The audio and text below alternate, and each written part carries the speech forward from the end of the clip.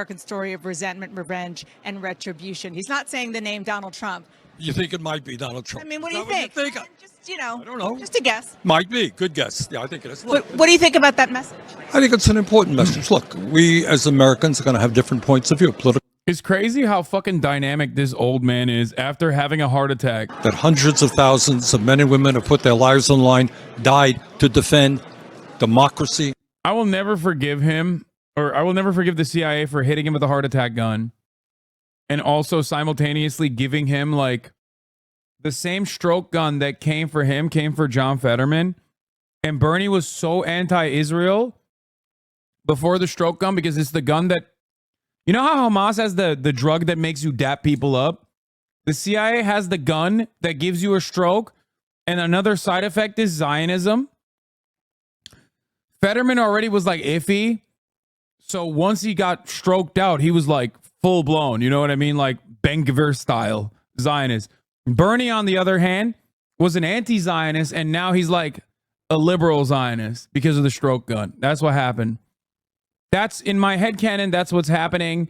In my headcanon, that's the only reason why Bernie Sanders is been so feckless. Capitol, they have shut down Pennsylvania Avenue, this major road, what they believe could be the motorcade route for President Biden as he makes his way from the White House to the Capitol for the State of the Union speech. Now, of course, they know it is unlikely that they would actually stop the motorcade. They considered this more of a symbolic. That's why it's good, by the way, chat. That's why, because the media has to cover it when you had this much pressure campaign against the president as those uncommitted votes are happening across the country. They felt like this was the biggest platform where they could make a statement to the president and actually block his route to come and speak in front of Congress. But as we turn the camera around, you can see what's waiting for them here, Jake. There is a huge police presence. What do you mean he's been calling for a ceasefire for months now? I'll take Bernie's like the most pro-Palestine senator.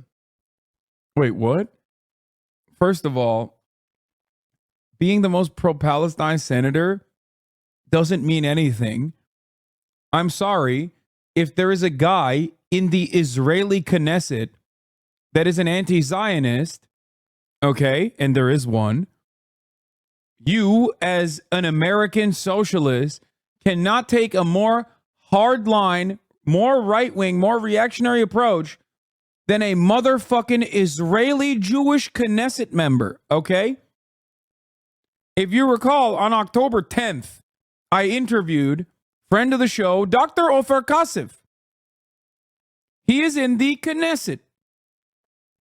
I interviewed him, and in that interview, we found out, we literally broke the news, that was a real journalism moment, that he had reached out to Bernard Sanders' office about the intensity of Israel's violence and how.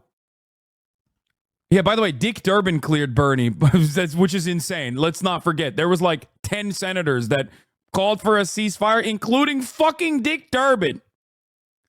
If you get lapped up by a motherfucker from Illinois, you are bad on the issue. There is no... Illinois politics is the most corrupt politics in the country. If you got an Illinois politician catching you off guard, you are genuinely bad on the issue. So that's number one. Number two, like notoriously bad. AIPAC was thanking Bernie in their tweets. Like, come on, dude. It was so bad. Anyway, Brandon Johnson is great. I'm just saying, and JB Pritzker is good too. I'm simply stating that Illinois is famous for corruption. After all, they literally let a Kenyan Muslim Indonesian man become the president in the most fraudulent election that has ever taken place. Believe me, this man was receiving blowjobs from the Duluth Dyson in a limousine in Duluth. And those blowjobs, those toothless blowjobs, powered him as a Muslim man to run for president and win.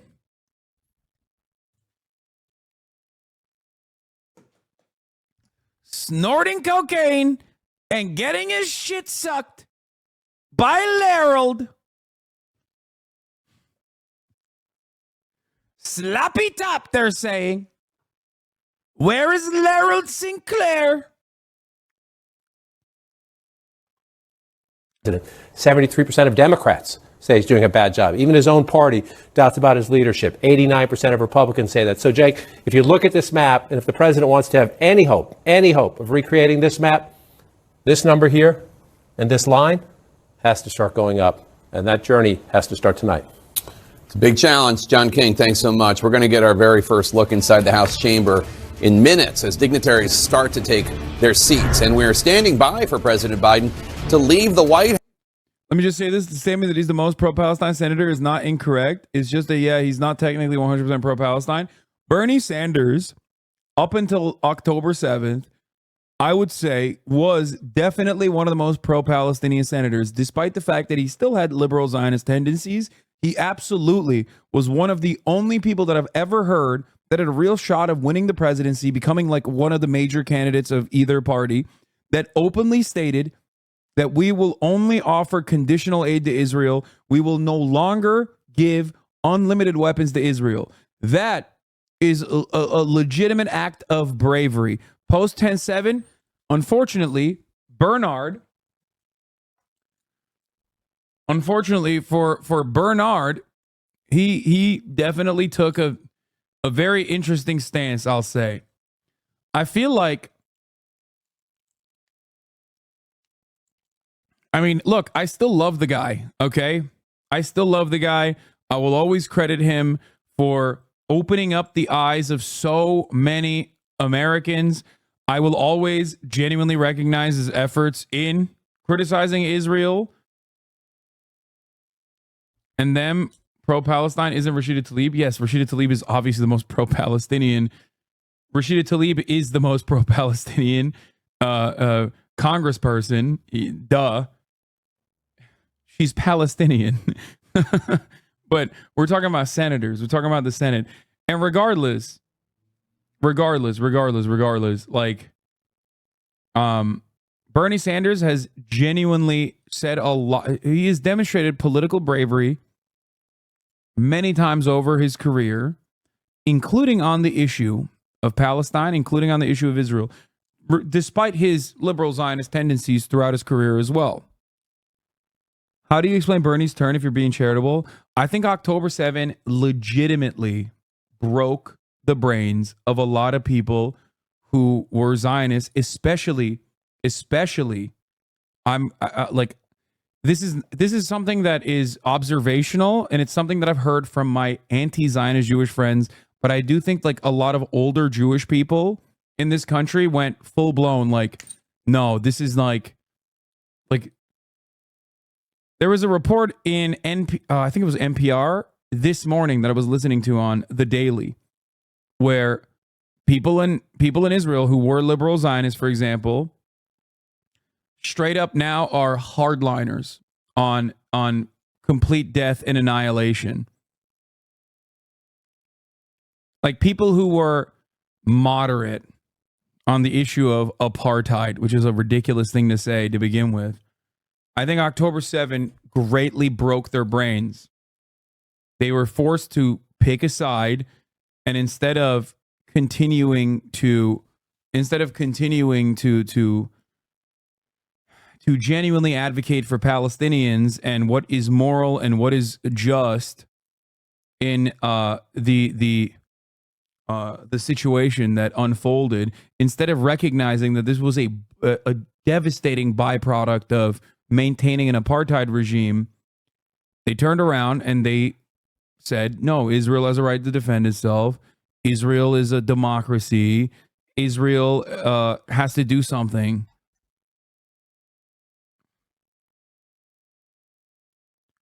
And I mean, there's no better testament to Bernie Sanders like hitting the liberal Zionist line than this. The American people understand the simple truth that Congress ignores. It is absurd, hypocritical to criticize Netanyahu's inhumane war in one breath and provide him with another $10 billion to continue that war in the next. Like it's just, he's singling out Benjamin Netanyahu. Anyone at this point that tells me, like, short-term thinking, it's great. Okay, short-term, it's great. It's necessary. Like liberal Zionism is a fucking literal exit ramp that many in the Democratic Party are not even taking on, which is insane. Okay? In the interest of harm reduction in the immediate short term, liberal Zionism is an exit ramp that I will understandably take if they are to blame Netanyahu and say this is all Netanyahu's war. Fine, fuck it. As long as a ceasefire comes, sure. But the reality is, it is far worse than Netanyahu. Do you understand? And I think like he's framing it as this is Netanyahu's war when it's not Netanyahu's war. Netanyahu is definitely extending it for self-preservation, but one must ask the question, how is this ethnic cleansing campaign a way for someone to even continue their political reign and avoid political scrutiny, avoid legal scrutiny? It can only be a way for you to continue your reign if there is genuine support on the ground. And unfortunately, as a fascist, ethno-nationalist, Jewish supremacist, apartheid regime, there are a shit ton of people in Israel who do legitimately believe Gaza must be reduced to rubble.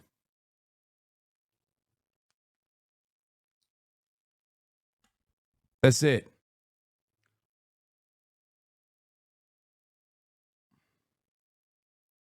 He called our continued support of Israel as a whole terrible, terrible mistake, but it was in print and not a clip. So who cares and too late? No, come on. My criticism of Bernie Sanders, who I greatly admire still, okay, to this day. I love the man. I will always love the man. There's very little he could do at this stage after an entire life of dedication.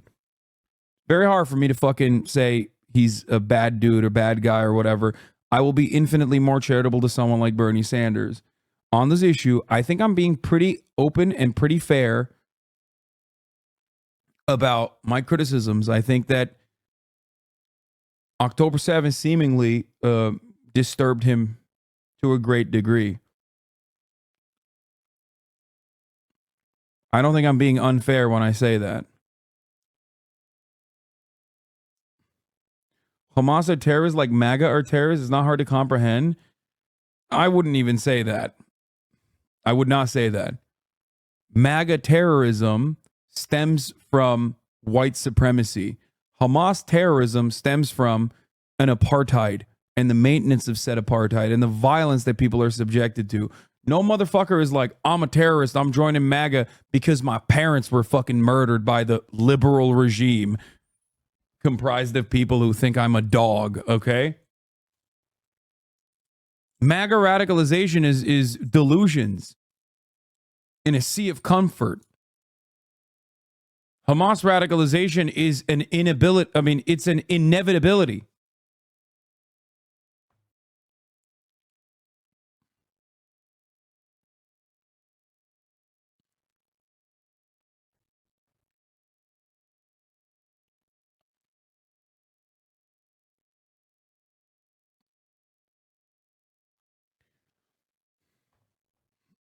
Yeah. A ton of leftists were disturbed by it. I saw a lot of crazy takes from people who eventually settled down when they saw the IDF bombings. Yeah, I think the reason why a lot of people came out of the gate swinging with sentiment immediately on October 7 is because either they have family members that have been impacted by similar things or knew exactly what was going to happen and what has been happening. Okay? I was, of course, more careful because I'm a media figure and I've been doing this for fucking 10 years. And it still didn't matter. People still said, I want to murder Israeli babies or some shit.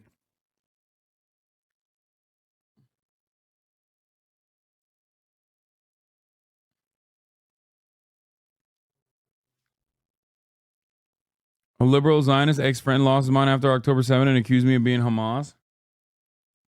As we say in this business, all around the White House. You see up here a balcony from the White House as well, I believe. And then also, guests for the president. We know that the First Lady has several guests that are going to be sitting with her. And now.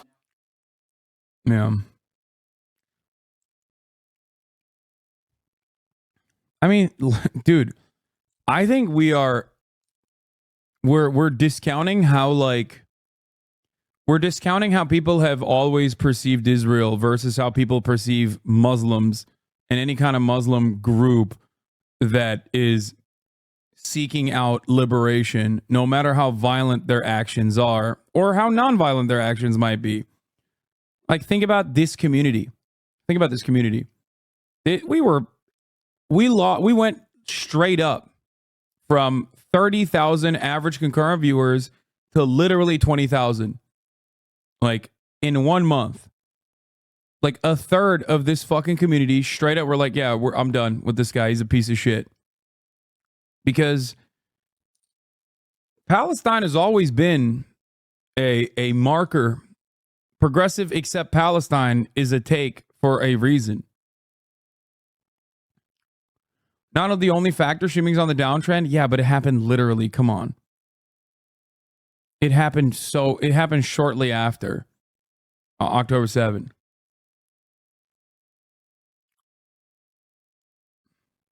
You only talked about one thing ever?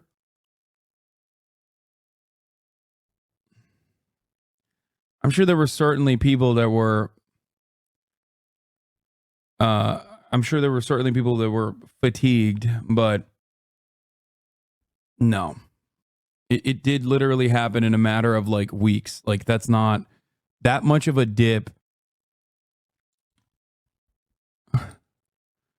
That much of a dip in that situation that came so quickly. I think I think it was legitimately a consequence of that.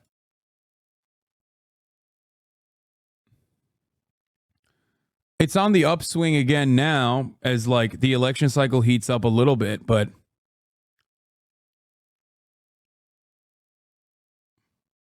you know.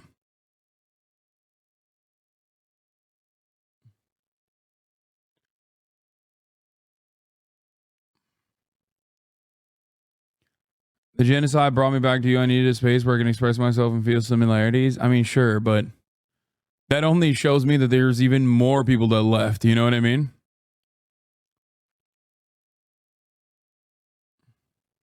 Anyway. He seems to be in command. How long he speaks, how smoothly he speaks, the American people have so many questions about whether this president is up to the job, and so I think that is the main test he is facing. Beyond that, what he talks about is going to be really important. You know, when it comes to immigration, we know that's so important. But does he focus more on blaming Republicans, or does he have any actions of his own that he plans to announce tonight? So those are a couple of the things that I'm definitely going to be watching for.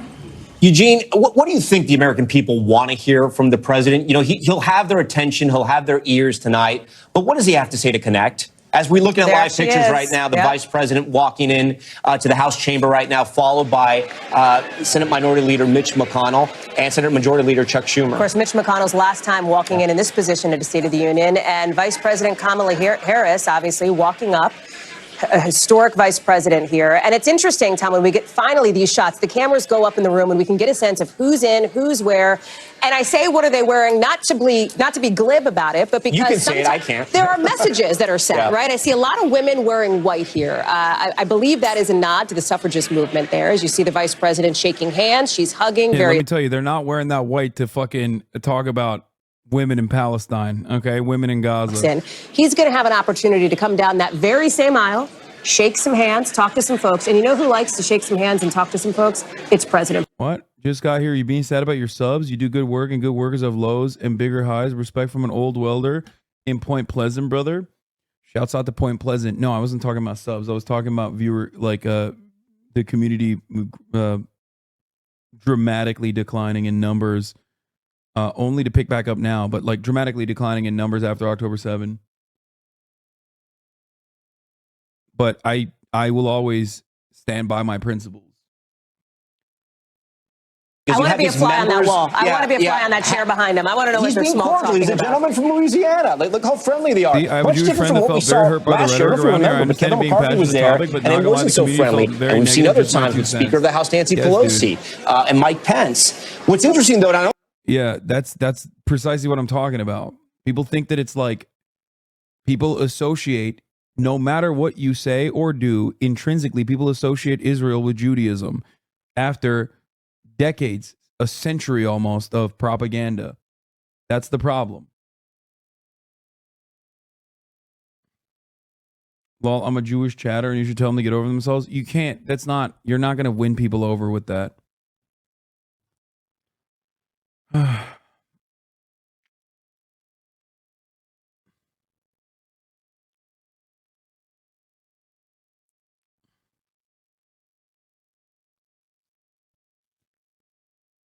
Do you believe ChatGPT was used a little bit for that speech? No.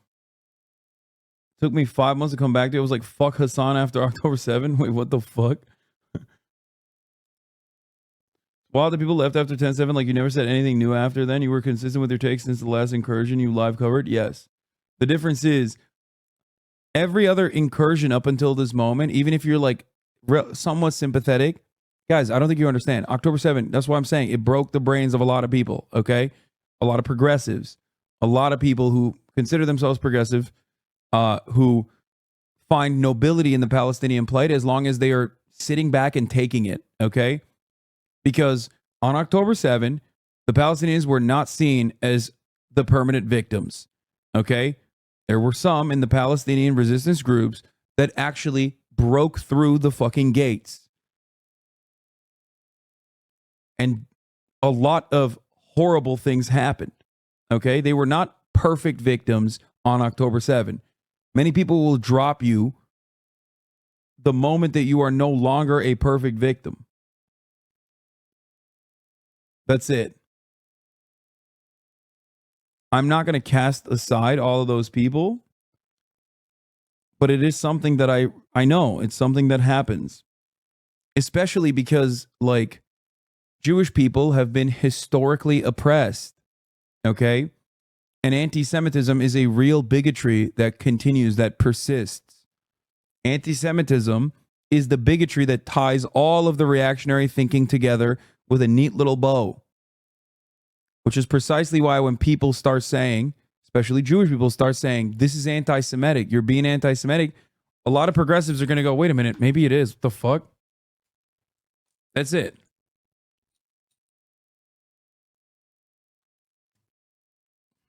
That's it. That's just what it is.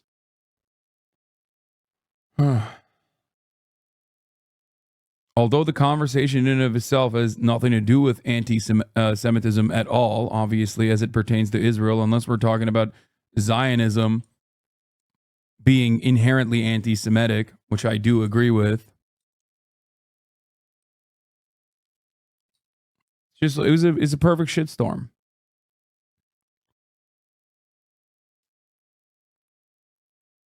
Anyway, you can likely expect to hear the president nod to that. On another issue, on the other side of the aisle, Marjorie Taylor Greene wearing a Say Her Name Laken Riley shirt. Laken Riley, of course, the nursing student from the University of Georgia who was killed by somebody who had crossed the border, who was here.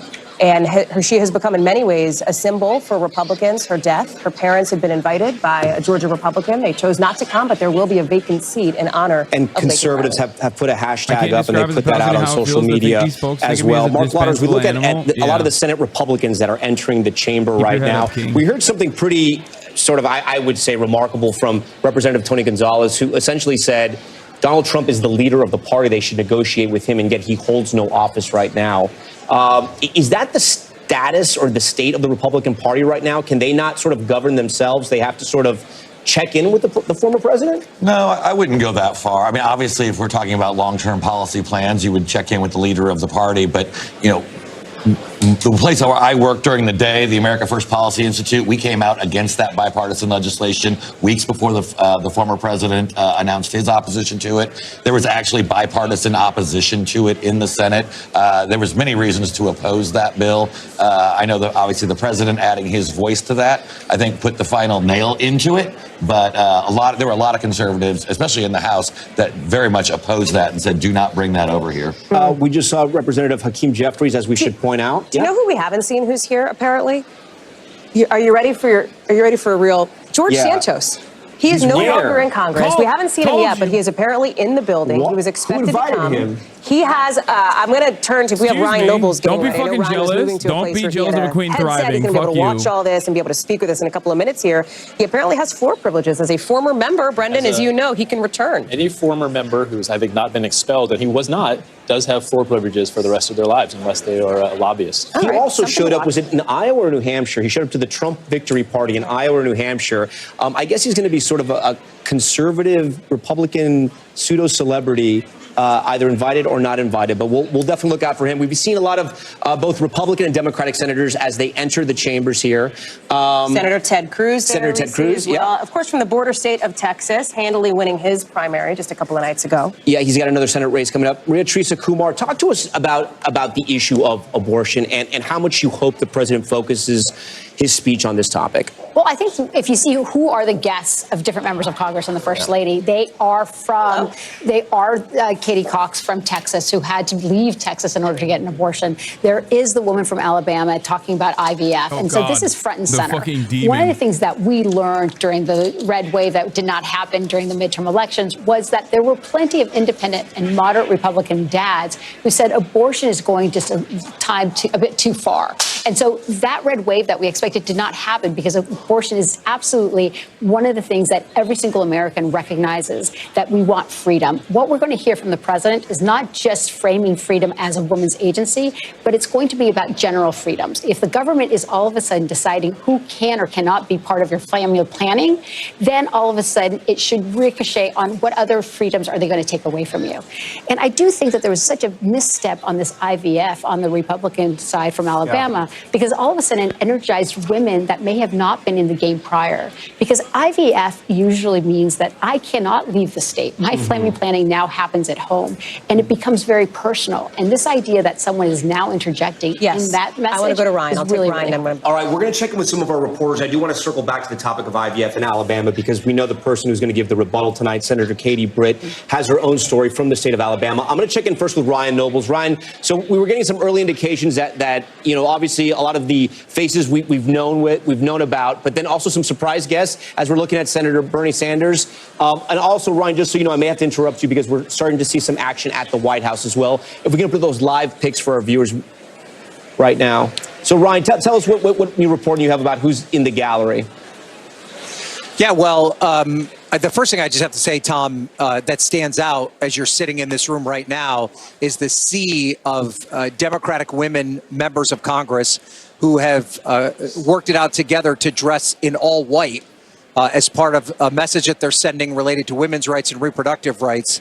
And not only did they all dress in the same color, but they've all decided to kind of bunch themselves together and sit in the same area.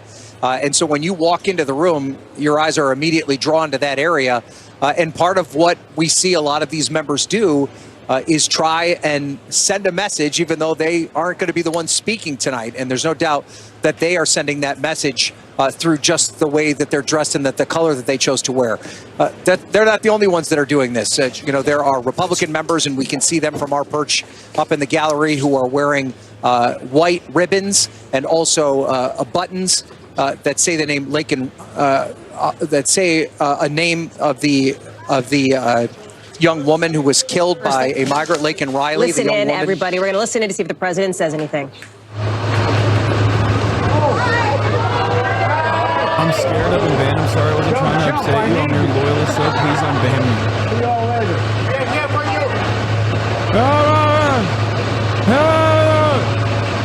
He started off strong, ladies and gentlemen.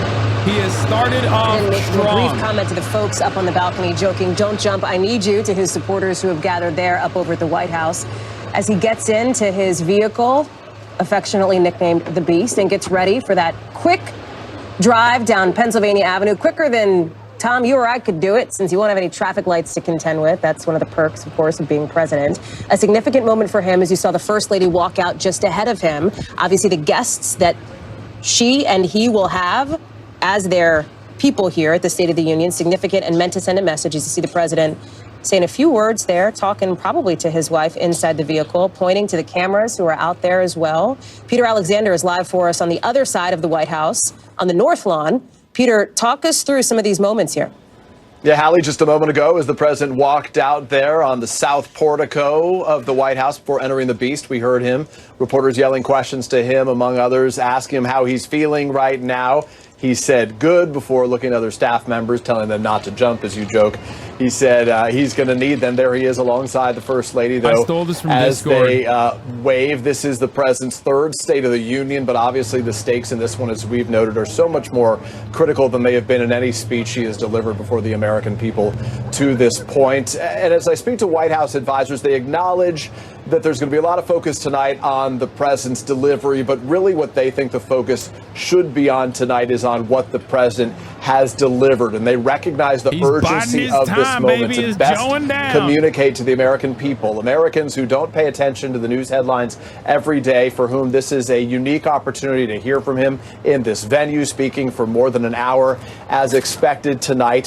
White House aides have insisted, and frankly, polling shows that they're right on a lot of these issues, that many of the president's policy positions and his accomplishments are viewed as popular, but that a lot of Americans don't know that he is responsible for some of those accomplishments. The president, as you've been reporting, expected to frame this as a comeback story of sorts, reminding people how we got here. January 2021, you'll remember, more than 100,000 Americans died. That was the deadliest month of the pandemic for the United States, and the difference this president will insist that he has made in helping the country rebound in the course of that time, in spite of a lot of work that still needs to be done. You've hit these highlights, but I'm told by a senior advisor as I walk out here, the president right out of the gates is going to focus heavily on the topic of democracy, not just around the world, Ukraine certainly on that front, but here at home with the threat posed by the former president, Donald Trump. Hallie and Tom. Demons. With former House Speaker Nancy Pelosi right there. We also want to point out that caravan that was behind the Beast is all part of sort of the formation that goes from the White House to Capitol Hill as the president makes his way there. We expect them there, Hallie, in just a few minutes. The drive is pretty fast. The question I still wonder about is that protest, and if at all the president can hear it, if it makes it to his radar. There's people who've even told him that there's a pro-Palestinian protest happening just outside Capitol Hill and just outside of where his speech is going to take place. Seeing a sea of white right now inside the House chamber. A lot of women, obviously female Democrats, representatives who wanted to send a big message tonight. Yeah, and listen, there is a part of this that is about the optics, right? It's about how things look. It's about who you're texting.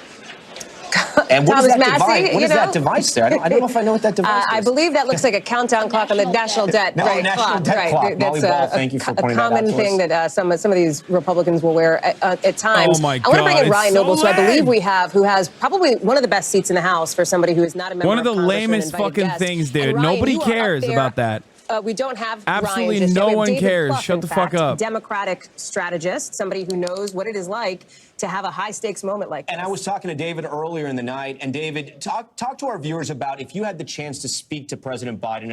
I know you've been in this position before, as we see live pictures here of Senator Romney in the chamber. But if you had a chance to speak to President Biden right before he departed for Capitol Hill, what's the one piece of advice you'd give him tonight?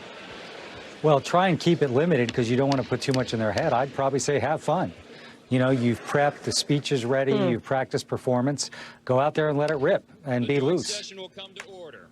We're going to pause for a moment and listen to Speaker Members Johnson. of the committee on the part of the House to escort the President of the United States into the chamber. The gentleman from Louisiana, Mr. Scalise. The gentleman from Minnesota, Mr. Emmer. The gentlewoman from New York, Ms. Stefanik. The gentleman from North Carolina, Mr. Hudson. The gentleman from Alabama, Mr. Palmer. The gentleman from Utah, Mr. Moore. The gentlewoman from Michigan, Mrs. McClain. The House will be in order. The House will be in order. These people don't even know that at the top of the hour there's a 3-minute ad break. Fucking suckers, dude. They're all going to get hit with the 3-minute ad break right now. I guess except for the people that are going to be in the room. I guess they won't see it. But you will unless you subscribe for $5 or for free. That's right. Here's the 3-minute ad break now. California, Mr. Liu. The gentlewoman from Washington, Ms. Del Bene. The gentleman from Colorado, Mr. Neguse. The gentlewoman from Illinois, Ms. Underwood. The gentlewoman from Texas, Ms. Escobar. The gentlewoman from Massachusetts, Ms. Trahan. The gentleman from Michigan, Mr. Kildee. You know who's going to be watching the 3-minute ad break at the top of the hour? Mother frickin' Kevin McCarthy, who's sitting at home watching and angry. President of the United States into the House chamber. The senator from New York, Mr. Schumer. The senator from Illinois, Mr. Durbin. The senator from Washington, Mrs. Murray. The senator from Michigan, Trump as Ms. well. Stabenow. The senator from Minnesota, Ms. Klobuchar. The senator from Virginia, Mr. Warner. The senator from Wisconsin, Ms. Baldwin. The senator from Kentucky, Mr. McConnell. The senator from South Dakota, Mr. Thune. The senator from Wyoming, Mr. Barrasso. The senator from West Virginia, Mrs. Capito. And the senator from Iowa, Ms. Ernst. The members of the escort committee will exit the chamber through the lobby doors. The escort committee appointed by the Speaker and by the Vice President, as we are just minutes away now from President Biden walking in for his State of the Union address.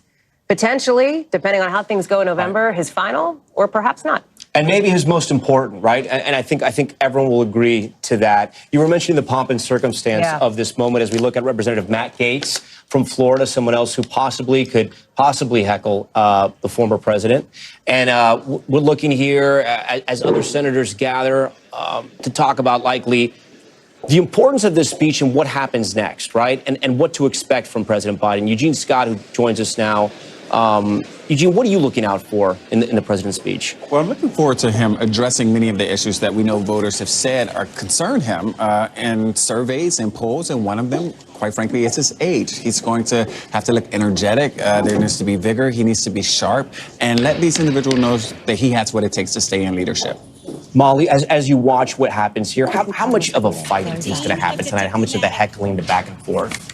Well, Republicans seem to have concluded that the back and forth last year did them no favors. I think we've heard a lot of them say they expect more decorum tonight, in part because they don't want to give Joe Biden that political gift. Last year, when he was able to sort of clap back at them, that was a moment that the White House really relished, and I don't think Republicans enjoyed it very much. So we'll see. It may be too big a temptation for some of his opponents to want to yell at him, but I wouldn't be surprised if they sit on their hands a little bit. As we wait for others to enter the chambers right now, and of course, just behind them, the president, how much politically do you think it's going to matter for him if he hits it out of the park or if he has stumbles?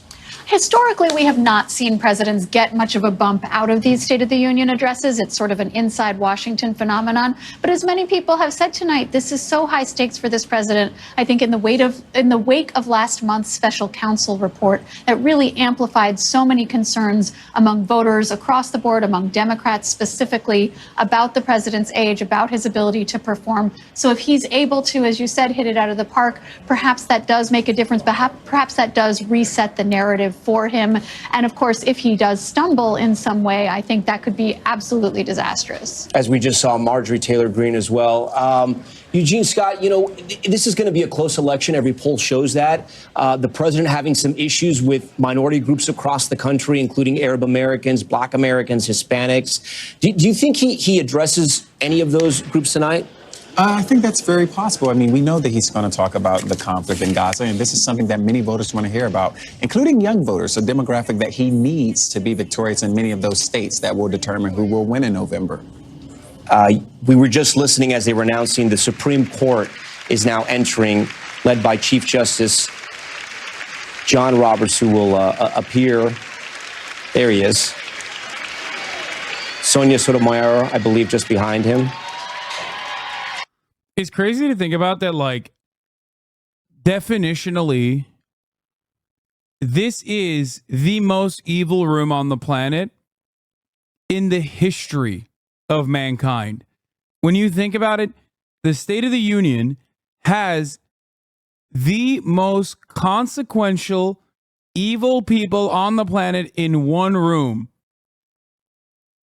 Like, actually, Nazi war cabinet. Yeah, same. Exactly.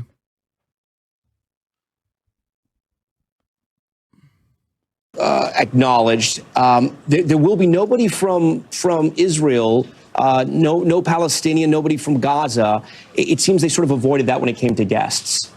You know, The fuck? This is a little bit of a different topic, but on the subject of the court, one thing we do know is that the president plans to call out the Supreme Court and talk about Roe v. Wade, specifically. Those were one of the excerpts released, right? The decision that was made by the court and say, you know, the court said that women have political power, and they've shown that in talking about his desire to see Roe reinstated. So, I mean, I think on Gaza, it'll be very interesting. Does the president want to speak to that left wing of the party that has been protesting, that we see protesting outside tonight? Or is he going to speak to the broad middle of the American electorate that is more favorable to Israel? I'll be very interested to As know we what see, tone he strikes on. Justice Ketanji Brown Jackson and the Supreme Court will have such a significant role in this election as well. They already have, weighing in on some of the court cases that involve former President Trump. Right now, all smiles. Sometimes we've had the justices not smiling during States of the Union, but we'll see what happens tonight. We are moments away from the president about to enter the chamber. We want to thank all of our guests tonight on this portion of our broadcast. But now we want to go to an NBC News special report.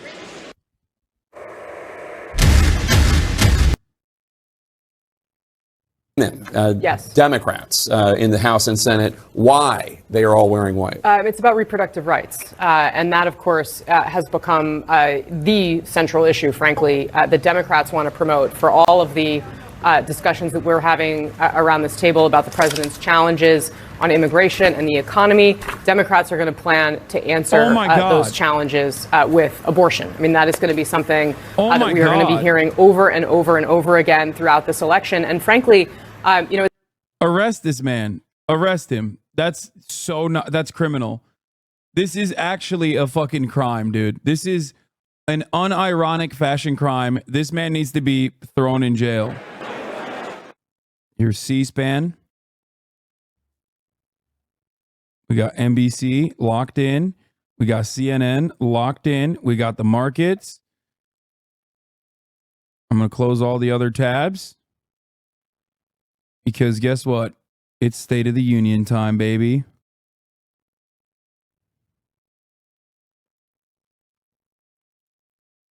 overhead shots, you're going to be able to see that kind of spread out. And not just IVF, but also contraception, right? That's a major issue. The Democrats are starting to talk about how Republicans will be coming for contraception next. Right, and that was the warning in the Dobbs decision, right, from the dissenters, from the liberal justices. They said, look, this is a slippery slope. Republicans dispute this, of course, we should know, but there are legislators here and there who have... I mean, when you believe that fertilization, that life begins at conception, that there are some consequences there, and when you start to talk about the technologies, I mean, it's entirely, we're seeing unintended consequences. Let's just put it that way. Just to note, I mean, how important this issue is.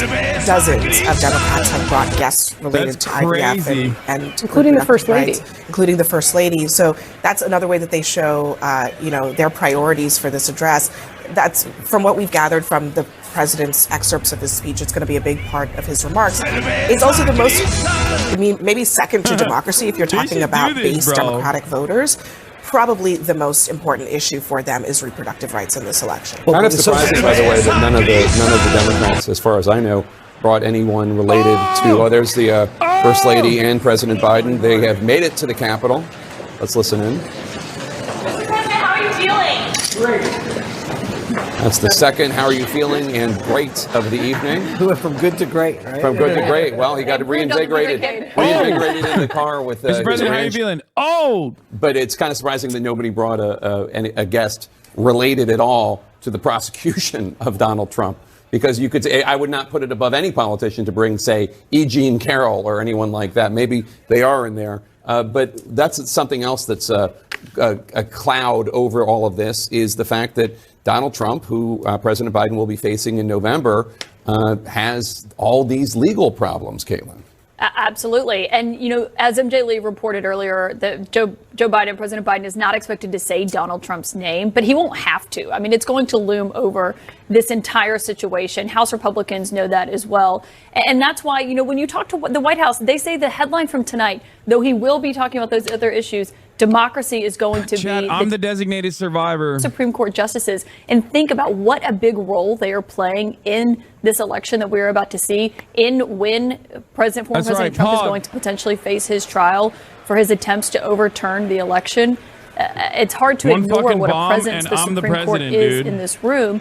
and what dynamic and impact they're going to have on this election. And if you've seen a couple familiar faces flashed in the last minute. One of them was George Santos. Another one in between, right there, in between John Roberts, the Chief Justice, and Sonia Sotomayor. Behind them, that's Justice Kennedy, Anthony Kennedy, who resigned from the Supreme Court. I believe he was replaced by was it I Brett can't wait to show you guys the photos. They look so sick. Here, look at the back. So that is it's interesting. I suppose, as with George Santos, he still enjoys privileges, not to compare Justice Kennedy and Congressman Santos, but they are both formers. There we see Lisa Murkowski and Susan Collins, both of whom in the last couple of weeks endorsed Nikki Haley, talking to Lindsey Graham. Yes, who did not American, endorse just Nikki some of Haley. the He is still with Donald Trump. Just some of the many coups that America is engaged in. John King was mentioning earlier about the debate and things that are important. A number of centrist Democratic sources and, frankly, moderate Republican sources who want Biden to win over Trump said to me this afternoon, he better talk about crime. He better talk about immigration and the border. They see these as, just along with reproductive rights, a critical message. And again, this is where you get this debate among Democrats, because overall violent crime statistics are down nationally. They are down. So Democrats bristle. John They King, say, no, don't you're say playing that. into the Fox News argument. No, you're playing into the Republican argument. But in major cities, the Democratic governor of New York just mobilized the National John Guard. King, that's to truthful. deal with Don't do subway that. crime in New York City. John And so this King, is, your again, a bitch debate too in the bad, party they'll about, kill you know, you. do you if you talk about it, are you playing their game? But you're absolutely right. If you talk to Democratic pollsters and the people who run the numbers amongst swing voters, suburban voters, the people who decide close presidential elections, they are very disappointed in the president's performance on crime and immigration. Well, he's clearly going to try to flip the script on immigration, as he's been doing for the last several weeks. And to Abby's point about reproductive rights earlier, it does totally energize and mobilize the base. But the reason it's been so successful for Democrats is because it goes far beyond the base.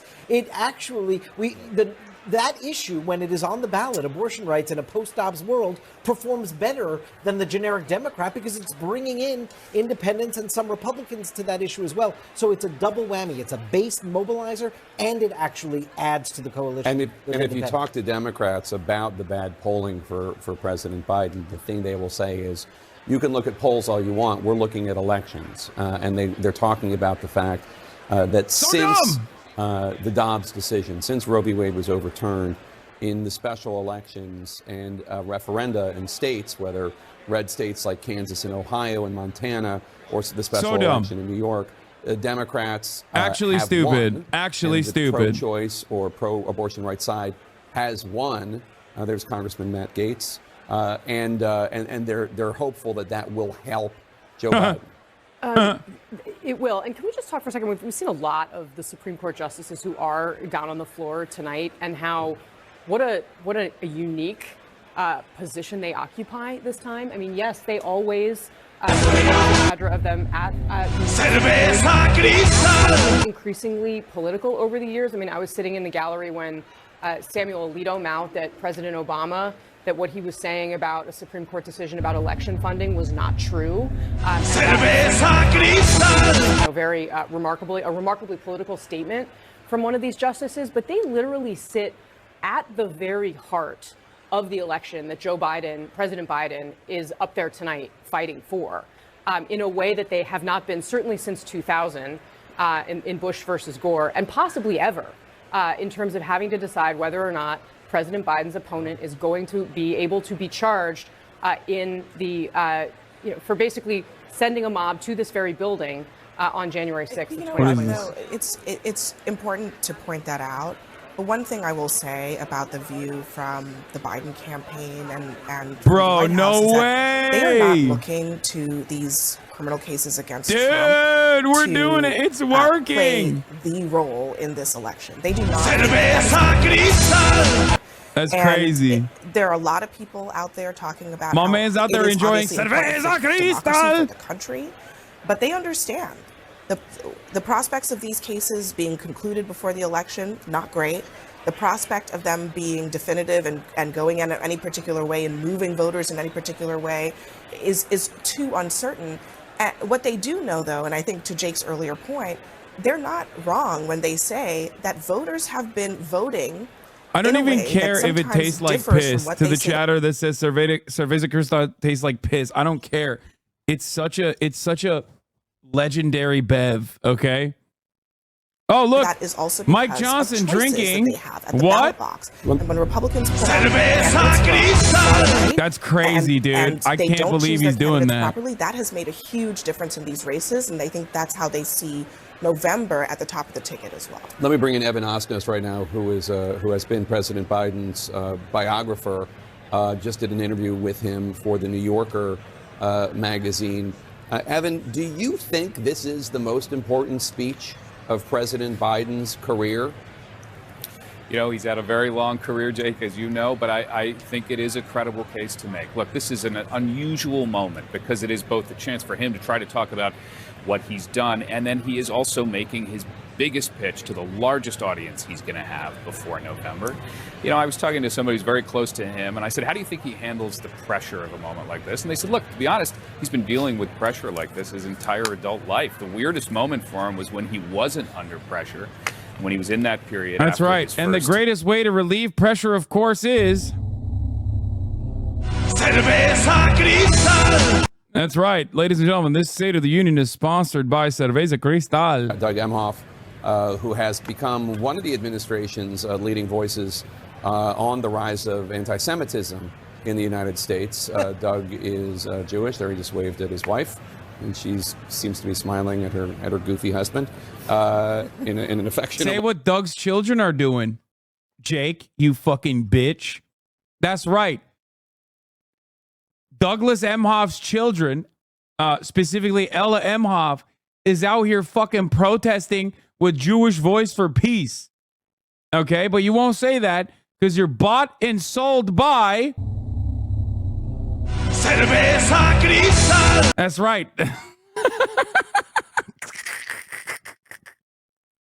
It's about what he's doing. You know, we're having a big national conversation about this, and there's a lot of He's in people the who wonder pocket whether of he should have done this. Cerveza Cristal. He's not wondering that. You don't come away from a conversation with him saying, is he, you know, staring at the ceiling at night? That's not the moment he's in, Jake, and it can be hard to capture that, I think, from far away. There is the First Lady of the United States, Dr. Jill Biden, taking her seat next to the second gentleman, or near the second gentleman, surrounded I can't believe this is the man I get my news from. That is special guests of the President of the United States. Yeah, he's in the pocket of big Cerveza Cristal. In ways that what the administration has been doing has affected them. There's the former House Speaker, Nancy Pelosi. President Biden is running late, we should note. He is in a holding room right now, and there is the Speaker gaveling in the session. Should we listen in? Let's listen in. The President's Cabinet. The President's Cabinet walking in right now. Obviously, there is the Secretary of State, Antony Blinken, who has been rather busy these days, what with all sorts of crises in Ukraine and the Middle East, followed by the Secretary of the Treasury, Janet Yellen, Secretary of Defense, Lloyd Austin, whose health issues became something of a problem for the administration when he failed to disclose them, even though he had been hospitalized. Thankfully, his health is good. Evan Osnos. Are you dinging Austin show? He's too busy for fucking President Biden, as we David. Austin is the median voter, chat. He doesn't give a fuck about the State of the Union, dog. He's living his life out there. This is a mid-ass election cycle. Other members of the President's cabinet there, the Secretary of Agriculture, Tom Vilsack, the he Secretary said, I got of Commerce, so much Gina pussy, I must switch to pussy. And on and on. Is it Deb Haaland who is the designated? Nope. Or we do not know yet. I just saw a picture of her. Oh, so it's not her. I just saw a picture of Deb Haaland. She just posted a picture with many members of the cabinet. Oh, so it's not The her. one we don't see is Gina Raimondo. I'm not. This is what he said. No, we just saw her on the floor. We just saw Gina Raimondo. We are sorry, folks at home. We're trying to figure out a nerdy DC parlor game, which is there's the Secretary of the Interior, Deb Haaland, so not her, who is the designated survivor, kind of a dark thing, dark tradition in this country. More like about bright, who dude. will maintain the continuity of government should the worst possible thing in the history of the known universe happen to this building that we're looking at right now. There is always somebody from the cabinet. That's who what does Austin not attend. said. There's the Secretary of the Department of Homeland Security, Alejandro Mayorkas, who was impeached by the House of Representatives for, in their view, the Republicans in the House, not carrying out his duties at the border. The border, obviously, a huge issue. There's Secretary of Transportation. Oh, I believe it's the Education Secretary, Miguel Cardona. Miguel Cardona is the Secretary of Education. We believe is a designated survivor. Waiting for. But John King, the issue of the border. You see Alejandro Mayorkas right there, the Secretary of the Department of Homeland Security, who was impeached, although the Senate is not going to take up that issue, so he will not be removed from office. And even if they were to take it up, the votes would not be there. How much, like, what to say if you are President Biden? And this is such a huge issue. I'm the designated survivor. I told you, these cowards won't tell you, but like, I'm the designated survivor, dog. That's me. Is me. I will be continuing the presidency. Gave him the perfect framing by walking away from the bipartisan deal, a deal that had many border security pieces in it that the president personally does not favor, and that many in his party don't like even more than him. The progressives in the party don't like even more. So he's going to say tonight, I was about to do something big, something you Republicans have been asking for 2 decades or more, and Donald Trump told you to walk away.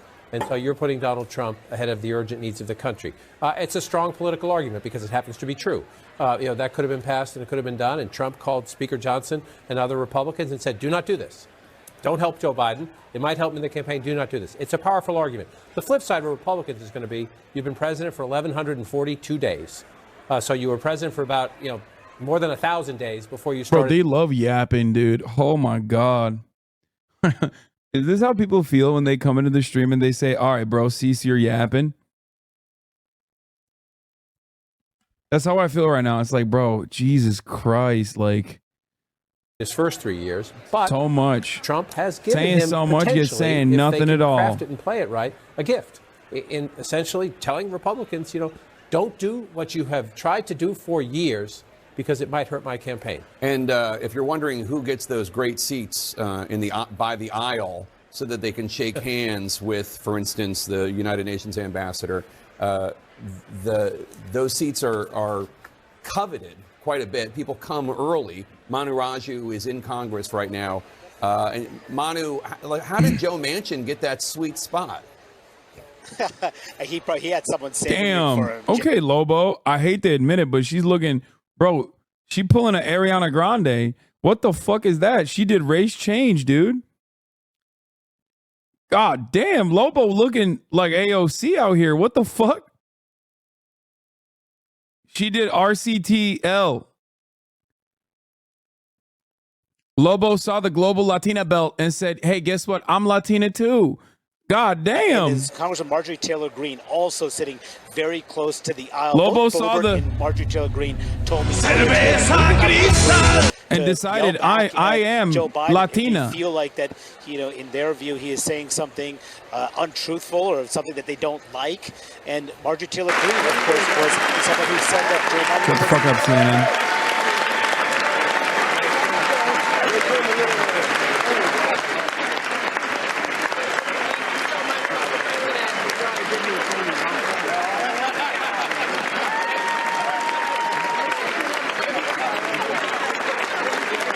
Bro, this is ground zero for COVID, dog. Has Jake Tapper always been conservative? Yes.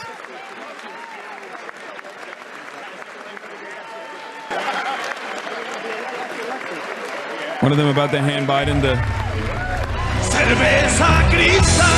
That's right, dude.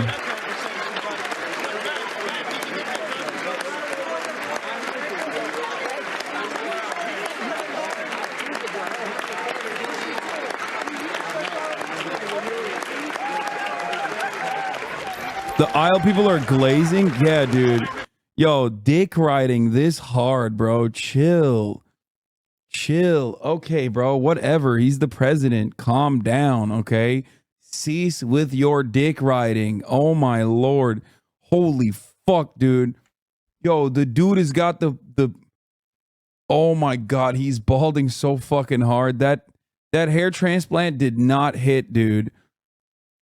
My Lord, my man has that haircut that priests get in fucking Shogun. And this is the Joe Biden that so many people are familiar with, the glad handing, the chit-chatting. He's going to stretch out this moment. Who knows how long we'll be talking here until the president goes to deliver his speech. And what's so interesting, right? We talk about both sides of the aisle. You've got the president in the aisle talking with Republicans. He spent some time there. Those are some of the Republican members he was greeting. Obviously, that's Democratic Majority Leader Chuck Schumer behind him. But this is a place where he does have a level of comfort, where he does know folks. It's also interesting as we've been looking at these cameras in the room, looking at these live feeds as it's happening, the way that you saw his cabinet members come in. As we know that Secretary Miguel Cardona is the designated survivor. That, of course, is always something we look for at a State of the Union address. But did you see Secretary Mayorkas getting greeted frequently by Democratic members as he now is facing so much heat, so much fire, this impeachment push from House Republicans? There's a lot of drama in this room. There's some tension. You don't see it on the president's face, at least at the moment. But look at the shot. Marjorie Taylor Greene right behind him. And I believe that's a hat that says Make America Great Again. A MAGA hat, and then there are buttons that we understand that some Republicans will be wearing, talking about the border, the Biden border crisis. She said, say her name, Laken Riley. Laken Riley is that nursing student who was killed at the campus of the University of Georgia not long ago. And it has become a flashpoint for many Republicans, with the suspect in that case, a migrant who crossed into this country. And Republicans have gone so far, some of them as to suggest that President Biden has blood on his hands in her death. Her parents were invited, chose not to come. Well, a lot of the members of Congress, the Republican members of Congress, are wearing either pins or ribbons, or in some cases, a picture of that young woman who was tragically killed. And we just saw Marjorie. There's nothing more obvious than fucking that you don't actually give a shit about anything than being like, yeah, dude, actually say her name. Like, you don't give a fuck, dude. You're just using it for politics. It's crazy. Which in past years it's 5, 6, 7 minutes, but this is somebody who wants to greet every person, who wants to do retail politicking with these members of Congress. Someone let and the in some IDF cases, know. Kristen, these members of Congress will come in the afternoon. Unless you're a member of IDF, leadership, there's no designated seating. So you got to seat your seat. And members of Congress will do it to snap a selfie, or in the case perhaps of Marjorie Taylor Greene, to have that moment. Here's Joe Manchin. Here's Joe Manchin, who's, of course, announced he's not running for re-election. Joe Manchin of West Virginia. Democrats very concerned, bracing for the very strong likelihood that they will lose that seat. But look, I go back to what we were saying, that Joe Biden has spent a lot of time in these chambers. One of his closest aides was asked, is he nervous for a moment this big? The answer from this aide was no, he doesn't get nervous. This is where he is most comfortable. In terms of the top officials we've seen within his administration, I was struck by Secretary Antony Blinken, who has spent weeks, months overseas trying to secure a deal to get the hostages released in the Middle East, in Israel's war against Hamas. I'm not saying anything. They have not been able to reach that deal. That looms large over this. There may be some policy announcements this very night on that issue, because this is obviously a huge international issue. It's a political issue for President Biden, as well as many young voters. Many voters on the progressive left are dismayed at the president's wholehearted support for Israel. We heard the Vice President Kamala Harris with very strong words asking for a ceasefire. We'll see if he matches those words or goes farther. That's right. I mean, this is one of the most complicated policy issues that this administration and this president faces. We anticipate that he's going to announce a new ramped up military effort to get aid into Gaza, and so that is going to be significant. But this has divided the Democratic Party, with young voters signaling that they disapprove. We hear a chant. I want to go to Ryan Nobles, who's in the chamber. Bro, they're Ryan, so are you hearing 4 Trumpy. more years? How are your powers of hearing and lip reading? Hopefully I can hear a little bit better in the actual room, Savannah. But yes, it did appear as the president made his way down past Joe Biden. The actual Okay, seating dude. of the members. He's now, of course, making his way to the Joint Chiefs of Staff, just greeted members of the Supreme Court. But just as he got down to kind of the final stage before he heads up to the lectern, the Democratic members were chanting 4 more years and clapping loudly for the president. It's interesting.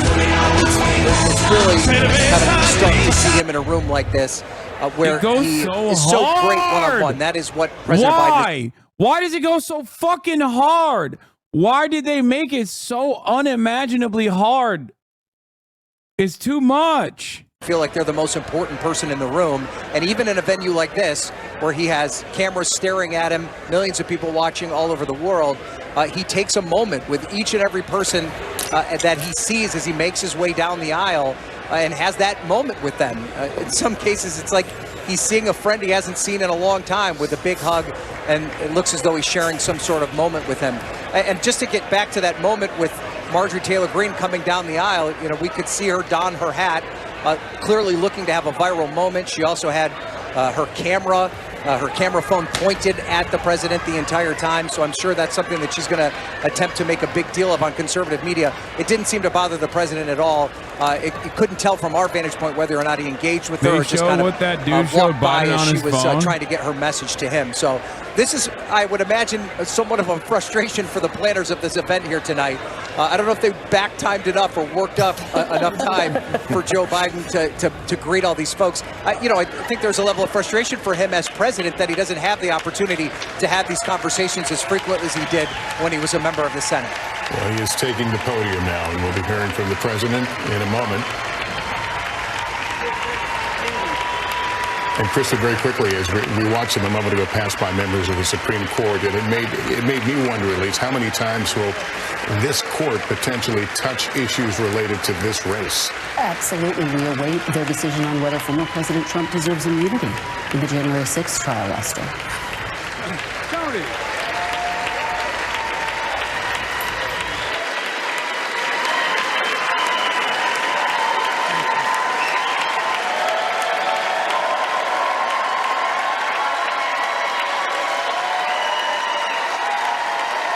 Thank you.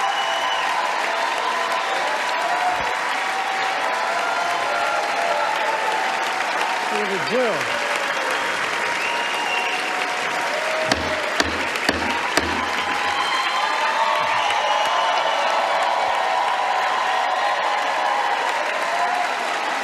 Good evening.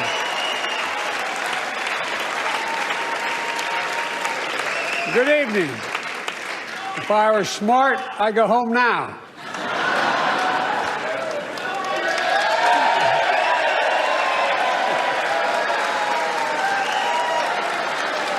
Mr. Speaker, Madam Vice President, members of Congress, my fellow Americans, in January 1941, Franklin Roosevelt came to this chamber to speak to the nation, and he said, "I address you at a moment unprecedented in the history of the Union. Hitler was on the march. War was raging in Europe. President Roosevelt's purpose was to wake up Congress and alert the American people that this was no ordinary time. Freedom and democracy were under assault in the world. Tonight, I come to this same chamber to address the nation. Now, it's we who face an unprecedented moment in the history of the Union. And yes, my purpose tonight is to wake up the Congress and alert the American people that this is no ordinary moment the next either. Hitler's coming over the border, Not folks. since President Lincoln and the Civil War have freedom and democracy We got to been put under a stop assault to the at home Guatemalan migrants. as they are today. What makes our moment rare is that freedom and democracy are under attack both at home and overseas at the very same time. Oh my God! Is he going to say Overseas, Hamas is attacking? Putin of Russia is democracy? on the march, invading Ukraine and sowing chaos throughout Europe and beyond. If anybody in this room thinks Putin will stop at Ukraine, I assure you he will not.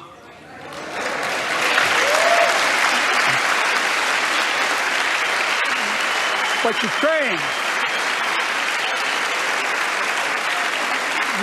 can stop Putin. Ukraine can stop Putin. Okay, Kamala, fucking chill, if we stand dog. with Ukraine and provide the weapons that it needs to defend itself. Damn, Kamala dick riding so fast, dude. She already got up. They clapped twice. That is all. That is all Ukraine is asking. They're not asking for American soldiers. Which country Biden In fact, will there are say no American first? soldiers at war in Ukraine, and I'm Ukraine determined got 26 to keep it that million way. points, baby. But now, assistance to Ukraine is being blocked by those who want to walk away from our world leadership. Wasn't long ago when a Republican president named Ronald Reagan thundered, Oh, it was Mr. Russia? Gorbachev, Technically, it was tear Russia down that was this mentioned wall." first. Now, Russia was number 2 at 5.9 million, or 5.9 million points for Russia. A former Republican president tells Putin, quote, "Do whatever the hell you want." That's a quote. A former president actually said he that, mentioned Trump. bowing down to a Russian leader. I think it's outrageous, it's dangerous, and it's unacceptable. His mouth is shaking. What the fuck? Yo, he's gumming. He's gumming, dude. Look at these fucking little shits. They're so mad. America is a founding member of NATO, the military alliance of democratic nations, created after World War II to prevent war and keep the peace. Yeah, that's And what it does. today, we've made NATO stronger than ever. We welcomed Finland to the alliance last year. And just this morning, Sweden officially joined, and their minister is here tonight. Come here, stand up. Welcome. Welcome, welcome, welcome.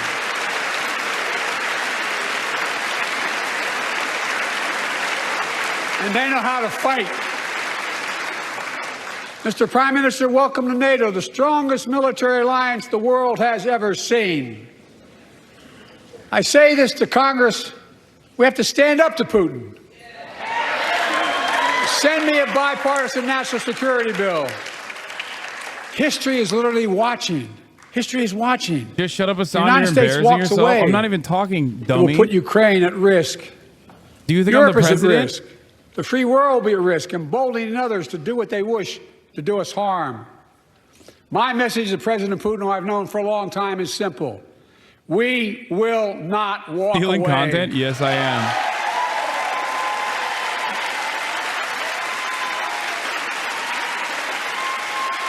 We will not bow down.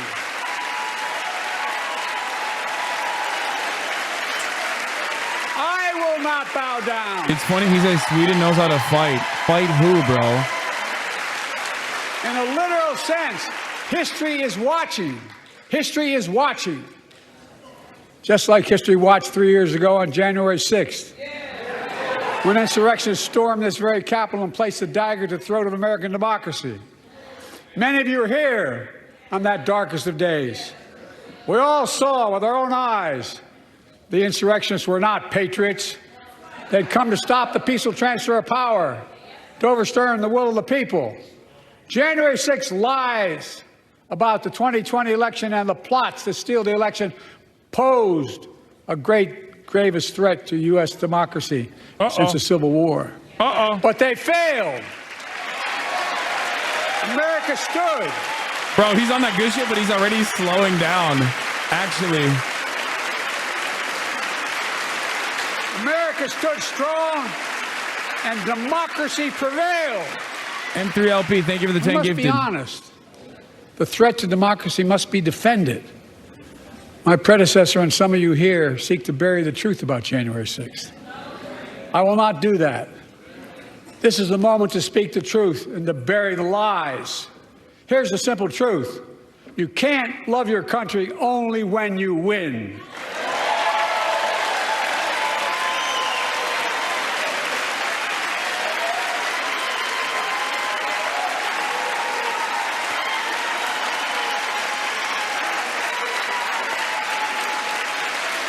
As I've done ever since being elected to office, Thank you, my bourbon gamer. I ask all of you, without regard to party, to join together and defend democracy. For the Remember 10 your gifted. oath of office, foreign and domestic. The fuck?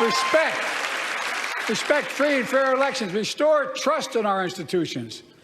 And make clear political violence has absolutely no place in America, zero place. Again, it's not hyperbole to suggest history is watching. We're watching. Your children and grandchildren will read about this day and what we do. History is watching another assault on freedom. Joining us tonight is Latoya Beasley, a social worker from Birmingham, Alabama. 14 months ago, she and her husband welcomed a baby girl thanks to the miracle of IVF. Personal story. She scheduled treatments to have that second child. But the Alabama Supreme Court shut down IVF treatments across the state, unleashed by a Supreme Court decision overturning Roe v. Wade. She was told her dream would have to wait. What her family had got through should never have happened. Unless Congress acts, it could happen again. So tonight, let's stand up for families like hers. To my friends across the aisle, don't keep this waiting any longer. It's funny because like the Republicans have to not give this, not hand this as a W to Biden, but they can't look like insane people, so they're actually cooked on the IVF shit. Like they have to push the IVF bill, and that will give an automatic dub to Brandon. Like most Americans, I believe Roe v. Wade got it right. Sean King. I thank Vice President Harris for being an incredible leader, defending reproductive freedom, and so much more. Sean King is too busy in Gaza doing deals, releasing hostages and shit. My predecessor came to office determined to see Roe v. Wade overturned. He's the reason it was overturned, and he brags about it. Look at the chaos that has resulted. Joining us tonight is Kate Cox, the wife and mother from Dallas. She's become pregnant again and had a fetus of a fatal condition. Her doctor told Kate that her own life and her ability to have children in the future were at risk if she didn't act. Because Texas law banned her ability to act, Kate and her husband had to leave the state to get what she needed. What her family got through should have never happened as well, but it's happening to too many others. There are state laws banning the freedom to choose, criminalizing doctors, forcing survivors of rape and incest to leave their states to get the treatment they need. Many of you in this chamber and my predecessor are promising to pass a national ban on reproductive freedom. My God, what freedom else would you take away? Look, it's a decision to overturn Roe v. Wade. The Supreme Court majority wrote the following, and with all due respect, justices, women are not without electoral power. Electoral or political power. You're about to realize just how much you're right about that.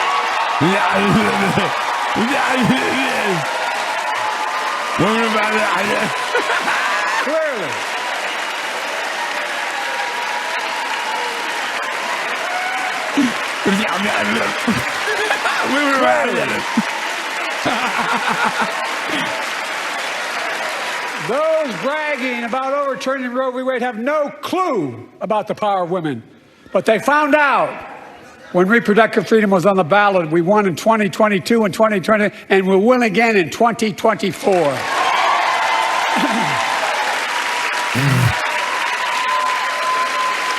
Oh no, bro, he's rebooting. He's already rebooting. If you, the American people, send me a Congress that supports the right to choose, I promise you, I'll restore Roe v. Wade as the law of the land again.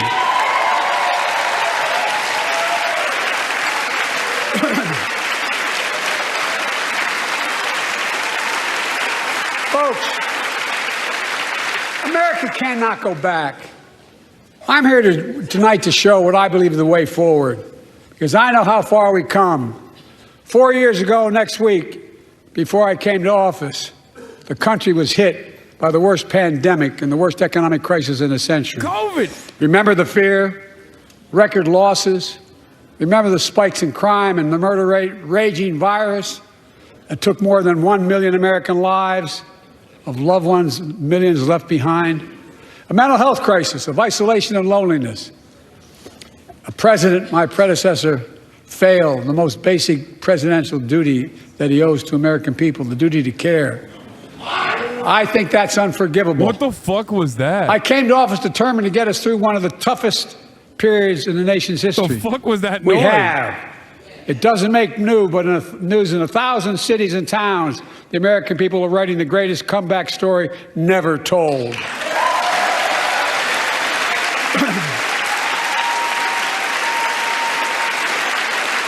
So let's tell the story here. Tell it here and now. America's comeback is building the future of American possibilities, building an economy from the middle out and the bottom up, not the top down, investing in all America, in all Americans, to make sure everyone has a fair shot, and we leave no one behind. The pandemic no longer controls our lives. The vaccines that saved us from COVID are now being used to beat cancer, turning setback into comeback. That's what America does. That's what America does.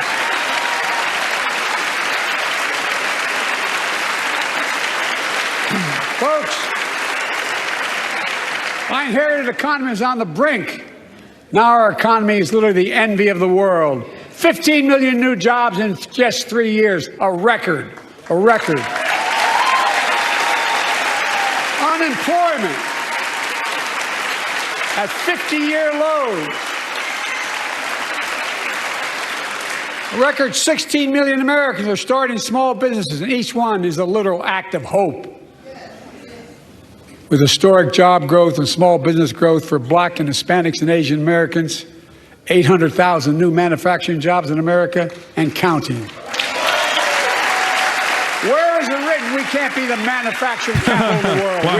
We will. Why are they showing Janet? More people have health insurance today. More people have health insurance today than ever before. The racial wealth gap is as small as it's been in 20 years. Wages keep going up. Inflation keeps coming down. Inflation has dropped from 9% to 3%, the lowest in the world, and tending lower.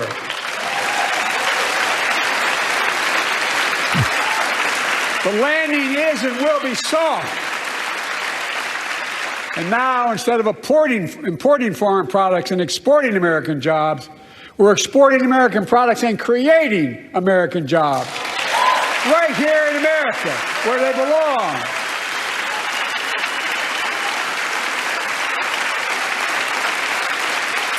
And it takes time, but the American people are beginning to feel it. Consumer studies show consumer confidence is soaring. Buy America has been the law of the land since the 1930s. Past administrations, including my predecessor, including some Democrats as well in the past, failed to buy American. Not anymore. On my watch, federal projects that you fund, fuck you, Bill like Clinton. helping build American roads. Damn, he's got smoke for the Clintons will that be hard. made with American products and built by American workers.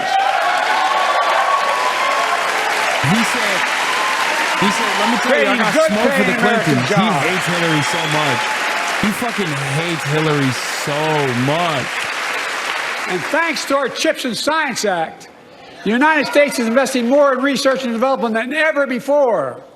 During the pandemic, a shortage of semiconductors, chips, that drove up the price of everything from cell phones to automobiles. And by the way, we invented those chips right here in America. Well, instead of having to import them, private companies are now investing billions of dollars to build new chip factories here in America, creating tens of thousands of jobs. Many of those jobs paying $100,000 a year and don't require a college degree.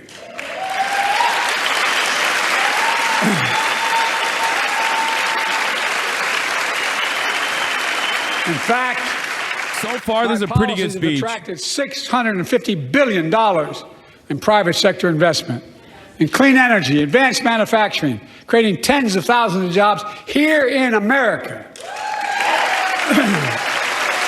Pretty good speech overall so far.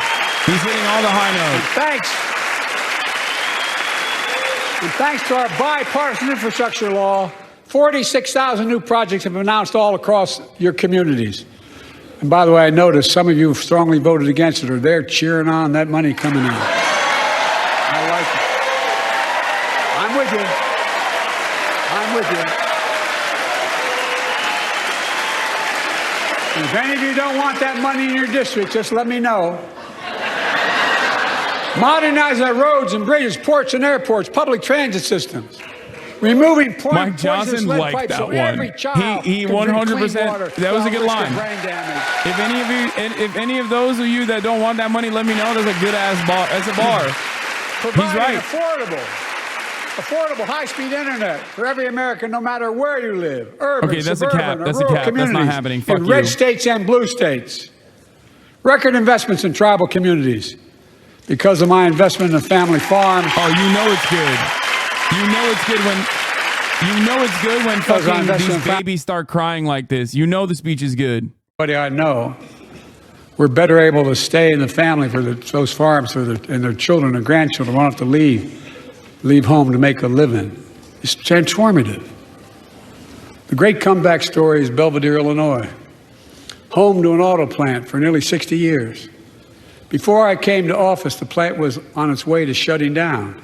Thousands of workers feared for their livelihoods.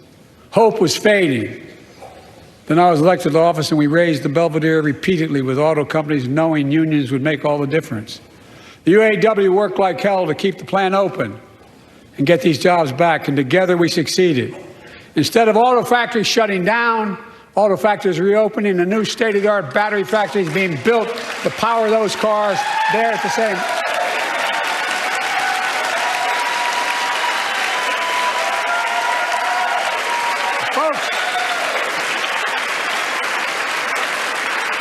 The folks of Belvedere, I say, instead of your town being left behind, your community is moving forward again.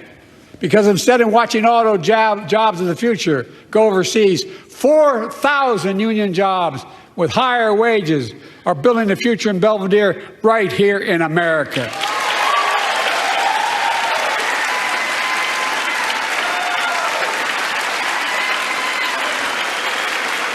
Here tonight is UAW President Shawn Fain, a great friend and a great labor leader. Shawn, where are you? Stand up.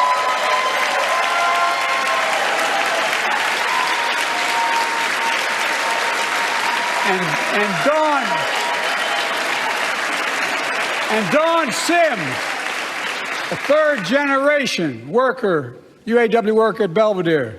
Shawn, I was proud to be the first president to stand on the picket line, and today, Dawn has a good job in her hometown, providing stability for her family and pride and dignity as well. Showing once again, Wall Street didn't build America. They're not bad guys. They didn't build it, though. The middle class built the country, and unions built the middle class. Say workers, motherfucker. Say workers built the country. Middle class is a bullshit designation. It's workers that built the country. I say to the American people, when America gets knocked down, we get back up. We keep going. That's America.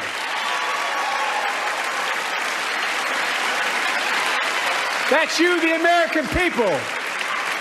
It's because of you America's coming back. It's because of you our future is bright. It's because of you that tonight we can proudly say the state of our union is strong and getting stronger. That's the bar. You got to say that.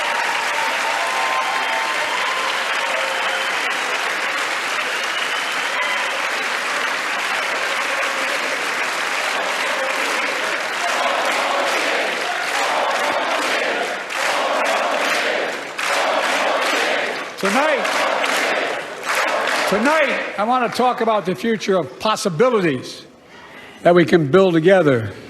A future where the days of trickle-down economics are over and the wealthy and the biggest corporations no longer get all the tax breaks. And by the way, I understand corporations. I come from a state that has more corporations invested than every one of your states in the state of the United States combined. And I represented it for 36 years. I'm not anti-corporation, but I grew up in a home where trickle-down economics didn't put much on my dad's kitchen table. That's why I determined to turn things around so middle class does well. Dog, when trickle-down economics was presented, you were already in Congress for like 20 years. The fuck are you talking about? There's more to do. Your dad was dead, dumbass. You were literally a senator. Americans pay more for prescription drugs than anywhere in the world. I think he was like literally the head of the Senate Judiciary Committee at this point. The fuck? Oh my God. Oh my God, it's happening. Chad, it's happening. What I proposed and signed, not one of you Republican buddies voted for it. We finally beat Big Pharma. Instead of paying $400 a month or thereabouts for insulin with diabetes, and it only costs $10 to make, they only get paid $35 a month now and still make a healthy profit.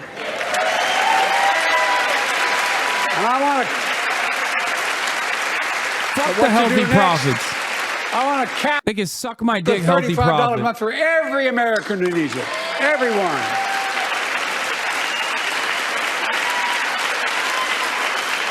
For years, people have talked about it, but finally we got it done and gave Medicare the power to negotiate lower prices on prescription drugs, just like the VA is able to do for veterans.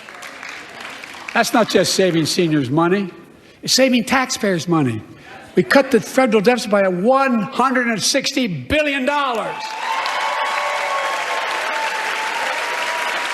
Because Medicare will no longer have to pay those exorbitant prices to Big Pharma. He ain't talking about Israel, bro. Medicare is negotiating lower prices for some of the costliest drugs on the market that treat everything from heart disease to arthritis. It's now time to go further and give Medicare the power to negotiate lower prices for 500 different drugs over the next decade. He has to. He's gonna talk about the pork. He has to talk about the situation in Gaza. He has to. And they'll still be extremely profitable. Will not only save lives, it will save taxpayers another $200 billion. Starting next year, the same law caps total prescription drug costs for seniors on Medicare at $2,000 a year, even for expensive cancer drugs that cost $10,000, $12,000, $15,000. Now I want to cap prescription drug costs at $2,000 a year for everyone. Folks, I'm going to get in trouble for saying that, but if you want to get an Air Force One and fly to Toronto, Berlin, Moscow, even Moscow, probably. And bring your prescription with you, and I promise you I'll get it for you for 40% the cost you're paying now. Same company, same drug, same place. Folks, the Affordable Care Act, the old Obamacare, is still a very big deal.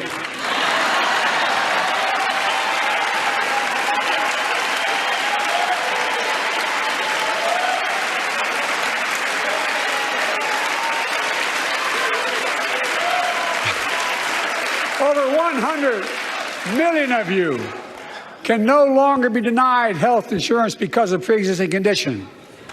Well, my predecessor and many in this chamber want to take this prescription drug away by repealing the Affordable Care Act. Bro's running on repealing the Affordable Care Act again. God damn. God damn. We stopped you 50 times before and we'll stop you again. In fact, I'm not only protecting it, I'm expanding it. We enacted tax credits of $800 per person per year, reduce health care costs for millions of working families. That tax credit expires next year. I want to make that savings permanent.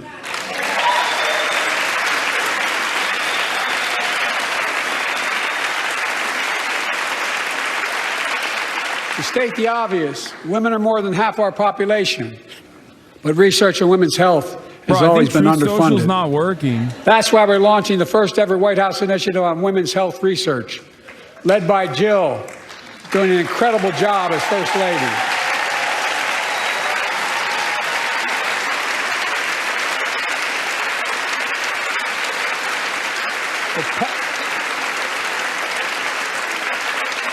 We'll pass my plan for $12 billion to transfer women's health research and benefit millions of lives all across America.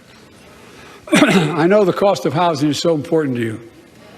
If inflation keeps coming down, mortgage rates will come down as well, and the Fed acknowledges that. But I'm not waiting. I want to provide an annual tax credit that will give Americans $400 a month for the next 2 years as mortgage rates come down, to put toward their mortgages when they buy their first home or trade up for a little more space. Just for 2 years. That's crazy. Oh my God, Republicans are going to say he's buying votes. That's actually wild. It's not going to happen. It's not going to happen, but like, good that he's lying at least. And my administration is also eliminating title insurance on federally backed mortgages. When you refinance your home, you can save $1,000 or more as a consequence. For millions of renters, We're cracking down on big landlords who use antitrust law, who break antitrust laws by price fixing and driving up rents. We've cut red tape so builders can get federally financing, which is already helping build a record 1.7 million new housing units nationwide. Now pass and Bro build said we're deregulating building. 2 million affordable homes and bring those rents down. Good to present it as like going up against big business and big landlords. Obviously, that's not the reality, but still good to like even try to message it Remain the positively. strongest economy in the world. We need to have the best education system in the world. For the record, everything he's promising he's not going to do, this is how State of the Unions work. Want to give every child, a good start by providing access to preschool for 3 and 4 years old. You know, I think I pointed out last year,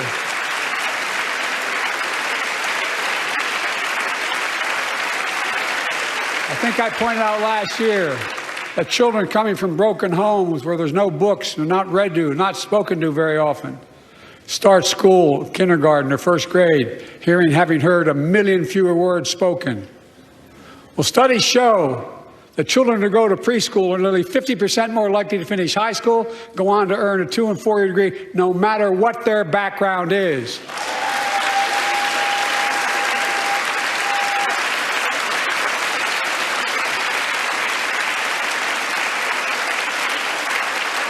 I met a year and a half ago with the leaders of the Business Roundtable.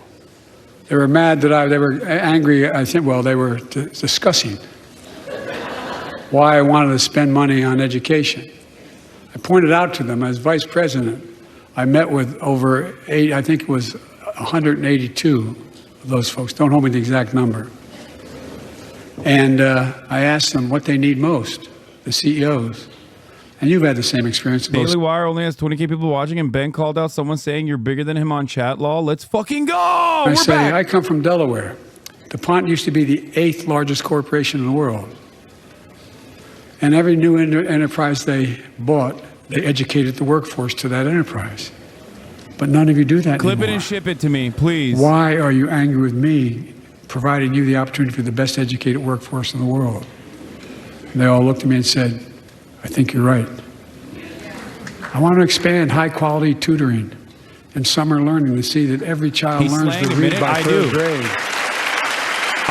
Look, I'm a fair motherfucker, bro. I mean, he's lying, but at least he's lying. The bar is very low, but like, honestly, he's clearing it right now. He's actually fucking the bar. Local businesses and high schools, so students get hands-on experience and a path to good-paying job, whether or not they go to college. And I want to make sure the college is more affordable. Let's continue increasing the Pell Grants to working and middle-class families and increase record investments in HBCUs and minority-serving institutions, including Hispanic institutions. Bro, we've been begging for him to do the fucking bare minimum, and he's finally doing it. By the way, those yellow ribbons that you see are... And I was told I couldn't universally just change the way in which we dealt with student loans. I fixed 2 student loan programs to bring the that already hostages existed back. To reduce the burden of student debt. It's a way to try to say like, oh, bring the hostages back, but it's like created by someone who and others in public service is pro the ethnic cleansing of Gaza. Like Keenan Jones, a public educator from Minnesota. I forget who it was. I forget the name of the it's like a Hollywood PR agency. Keenan, thank you. He's educated hundreds of students so they can go to college. Now he's able to help, after debt forgiveness, get his own daughter to college.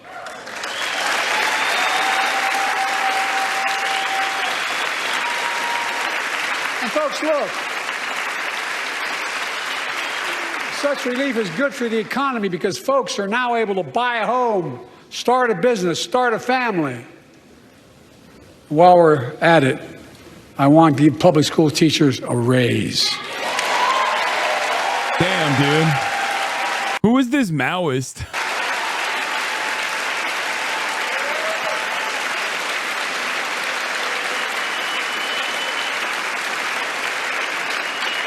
And by the way, the first couple of years, we cut the deficit. Now, let me speak to the question Nobody of cares. fundamental fairness for Boo. all Americans. Nobody cares about the deficit. I've been Shut the fuck delivering up. real results in fiscally responsible ways. We've already cut the federal deficit. We've already cut the federal deficit over $1 trillion. I signed the bipartisan deal to cut another $1 trillion in the next decade. It's my goal to cut the federal deficit another $3 trillion by making big corporations and very wealthy finally beginning to pay their fair share. What? Did he say he's making big corporations very wealthy? I'm confused. I'm a capitalist. If you want to make or can make $1 million or millions of bucks, that's great. Just pay your fair share in taxes. A fair tax code is how we invest things to make this country great. Healthcare, education, defense, and so much more. But here's the deal. The last administration enacted a $2 trillion tax cut, overwhelmingly benefit the top 1%, the very wealthy and the biggest corporations, and exploded the federal deficit. They Damn, added this dude more to loves the national Ukraine. debt than Holy any shit. presidential term in American history. Check the numbers. Folks at home, does anybody really think the tax code is fair? Do you really think the wealthy and big corporations need another $2 trillion tax break? I sure don't. Dude, he's really. I'm going to keep fighting cooking. like hell to make it fair. Under my plan, nobody earning less than $400,000 a year will pay additional. He ain't doing this shit at all. Okay, Nobody, let's not be real. one penny. And they haven't yet. He ain't doing this shit at all, my man. In fact,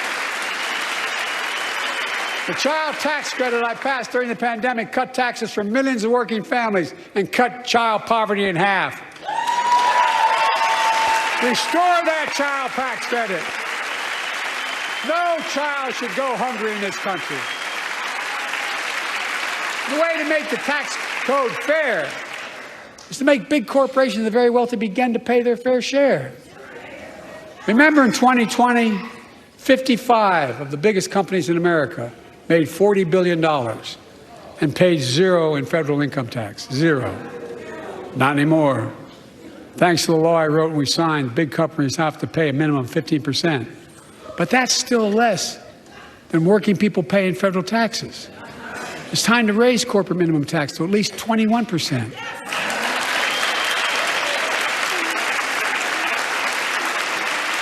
So He's not every looking big down, he's spitting out the dome ski. No, finally he has teleprompters begins on to two pay their sides. fair share. I also want to end tax breaks for big pharma, big oil, private jets, massive executive pay when it's only supposed to be $1 million that could be deducted. They can pay them $20 million if they want, but deduct $1 million. End it now. You know, there are 1,000 billionaires in America. You know what the average federal tax is for those billionaires? No. They're making great sacrifices, 8.2%. That's far less than the vast majority of Americans pay. No billionaire should pay a lower federal tax rate than a teacher, a Republican's sanitation so worker, or mad a he's nurse. shitting on billionaires. No American must see a 3-minute ad break at the top of the hour, Jack. That's why I'm giving tax credits. So they can spend $5 to avoid said ads at the top of the hour. For billionaires at 25%, just 25%. You know what that would raise? That would raise $500 billion over the next 10 years. And imagine what that could do for America. Imagine a future I with wish this affordable was real. child care. Millions of families can get they need to go to work to help grow the economy. Imagine I wish a this future was with real paid so leave, bad. because no one should have to choose between working and taking care of their sick family member. You can't hit a commercial break during SOTU? Imagine Yes, the I future of can. home care and elder care. And people living with disabilities, so they can stay in their homes and family caregivers can finally get the pay they deserve. Tonight, let's all agree once again to stand up for seniors. Many of my friends on the other side of the aisle want to put Social Security on the chopping block. If anyone here tries to cut Social Security, Medicare, or raise the retirement age, I will stop you. Ewok Bandit, thank you for the 5 get the subs. Allowing 5 people to no longer see the ads at the top of the hour. The working people who built this country, pay more into Social Security than millionaires and billionaires do. It's not fair. We have two ways to go. Republicans can cut Social Security and give more tax breaks to the wealthy. That's the proposal. Oh no, you guys don't want another $2 trillion tax cut? I kind of thought that's what your plan was. Well, that's good to hear. He's riffing. You're not going to cut another $2 trillion for the super wealth. That's good to hear. I'll protect and strengthen Social Security and make the wealthy pay their fair share. Look.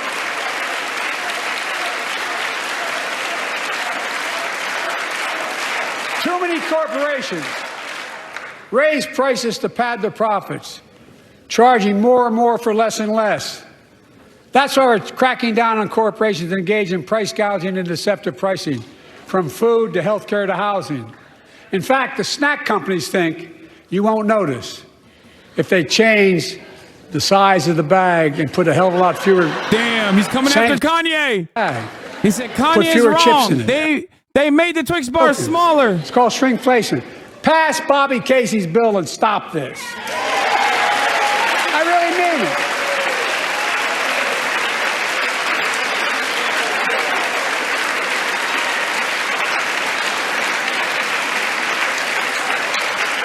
You probably all saw that commercial on Snickers bars. You get charged the same amount, and you got about, 10% fewer Snickers in it. They took the dick vein out. Look, I'm also getting rid of junk fees. Those hidden fees at the end of your bill that are there without your knowledge. My administration announced we're cutting credit card late fees from $32 to $8.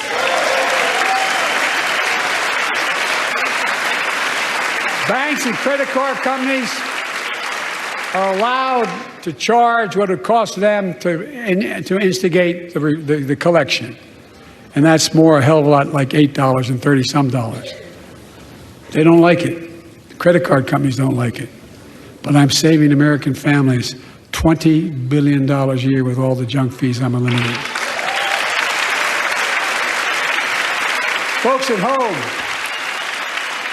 that's why the banks are so mad. It's $20 billion in profit. I'm not stopping there. My administration has proposed rules to make cable, travel, utilities, and online ticket sellers tell you the total price up front, so there are no surprises. It matters.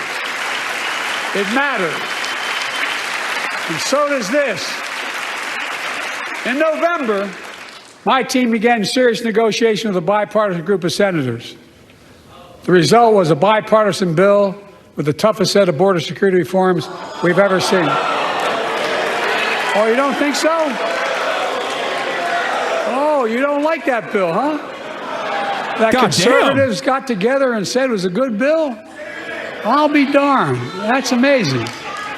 That bipartisan bill would hire 1,500 more security agents and officers, 100 more immigration judges to help tackle the backload of 2 million cases, 4,300 more asylum officers, and new policies so they can resolve cases in 6 months instead of 6 years now. I still hate this, but it's an awful fucking bill. What are you against? But the adrenochrome is 100 more glowing. high-tech drug detection machines to significantly increase the ability to screen and stop vehicles smuggling fentanyl into America. That's killing thousands of children. This bill would save lives and bring order to the border. It will also give me and any new president new emergency authority to temporarily shut down the border when the number of migrants at the border is overwhelming. The Border Patrol Union has endorsed this bill. The Federal Chamber of Commerce is, yeah. You're saying low. Look at the facts. I know you know how to read.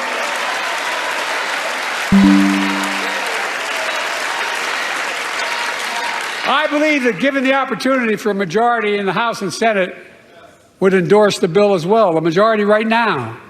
But unfortunately, politics has derailed this bill so far.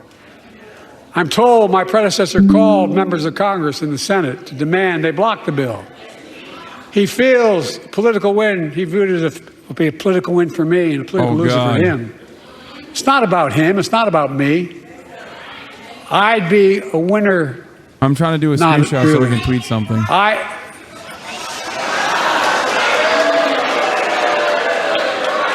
They're booing him. He's losing it. Lincoln Riley, an innocent young woman who was killed by an illegal. That's right. But how many of thousands of people being killed by illegals? What the To her parents, fuck? I say, my heart. He's having a lost children Democratic myself. president. I understand. He's saying illegal. But look, if we change the dynamic at the border, people pay these smugglers $8,000 to get across the border because they know if they get by and let into the country, it's 6 to 8 years before they have a hearing. And it's worth taking the chance of the $8,000. But if it's only 6 weeks, the idea is it's highly unlikely that people will pay that money and come all that way, knowing that they'll be able to be kicked out quickly. Folks, I would respectfully suggest my Republican friends owe it to the American people, get this bill done. We need to act now.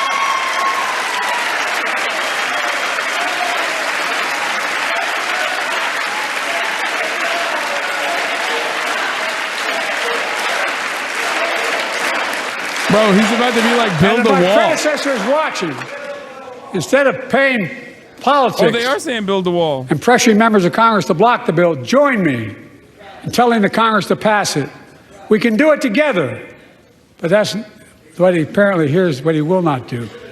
I will not demonize immigrants saying they are poison in the blood of our country. You said they're illegal to the murder. Separate families. I will not ban people because of their faith.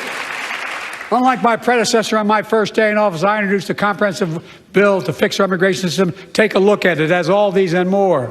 Secure the border. Provide a pathway to citizenship for dreamers. And so much more.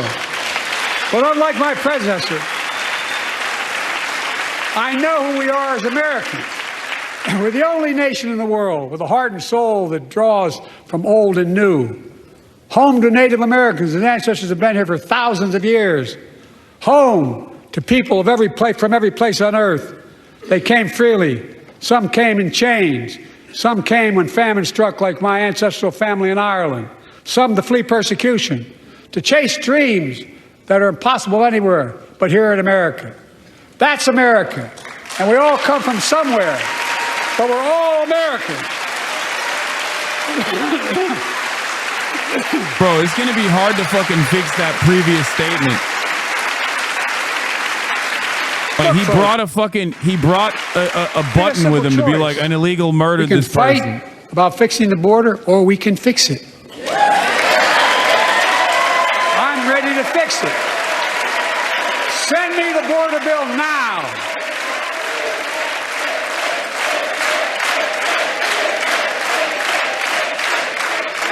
A transformational moment in history happened 59 years ago today in Selma, Alabama. Hundreds of foot soldiers for justice marched across the Edmund Pettus Bridge, named after the Grand Dragon of the Ku Klux Klan, to claim their fundamental right to vote. They were beaten, they were bloody, and left for dead. Our late friend and former colleague, John Lewis, was on that march. We miss him.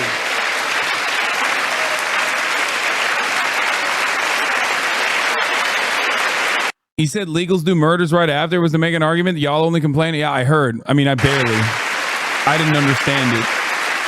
Our other marchers, both in the gallery and on the floor, including Betty Mae Fikes, known as the voice of Selma, the daughter of gospel singers and preachers. She sang songs of prayer and protest on that bloody Sunday to help shake the nation's conscience. 5 months later, the Voting Rights Act passed and was signed into law.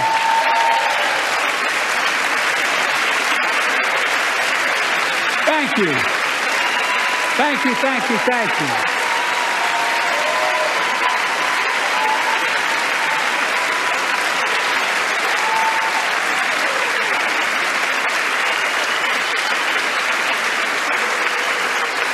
But 59 years later, there are forces taking us back in time.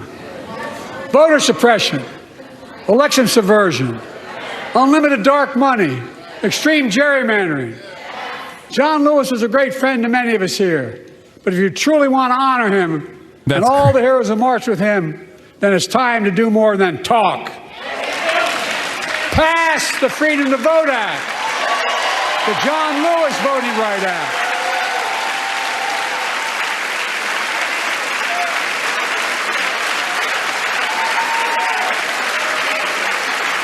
And stop denying another core value of America, our diversity across American life.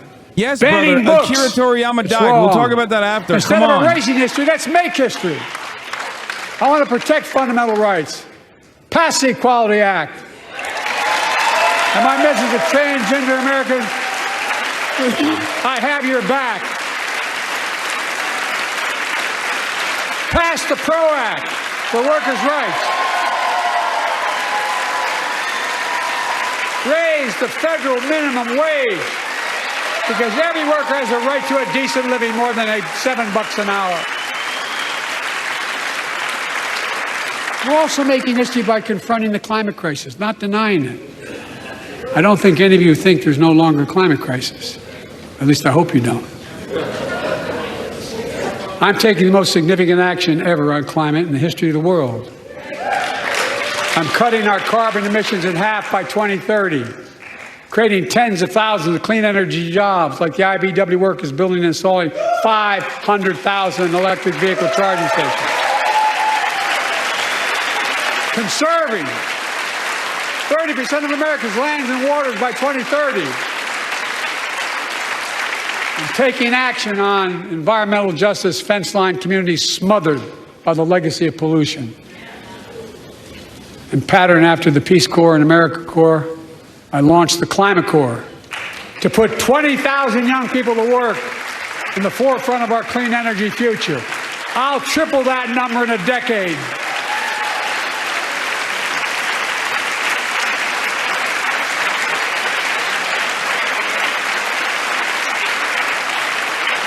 To state the obvious, all Americans deserve the freedom to be safe. And America is safer today than when I took office. The year before I took office, murder rates went up 30%. 30% they went up. The biggest increase in history.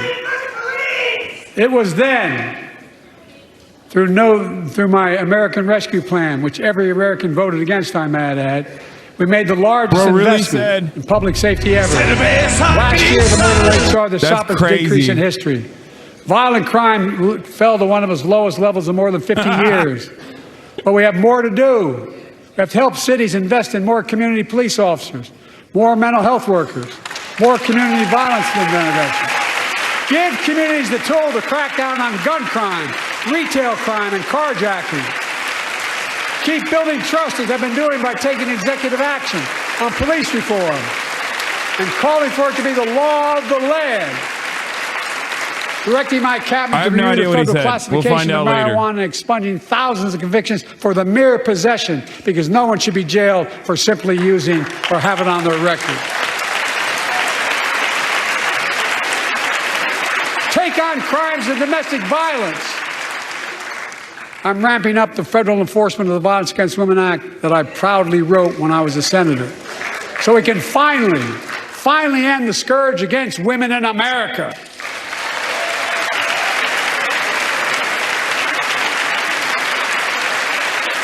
There are other kinds of violence I want to stop.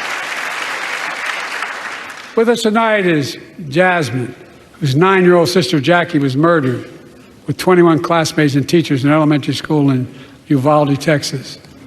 Very soon after that happened, Jill and I went to Uvalde for a couple of days. We spent hours and hours with each of the families. We heard their message, so everyone in this room, in this chamber, could hear the same message. the constant refrain, and I was there for hours meeting with every family. They said, do something. Do something. AOC packs in? Well, I did do something by establishing the first ever Office of Gun Violence Prevention in the White House, that the Vice President is leading the charge. Thank you for doing it. Meanwhile,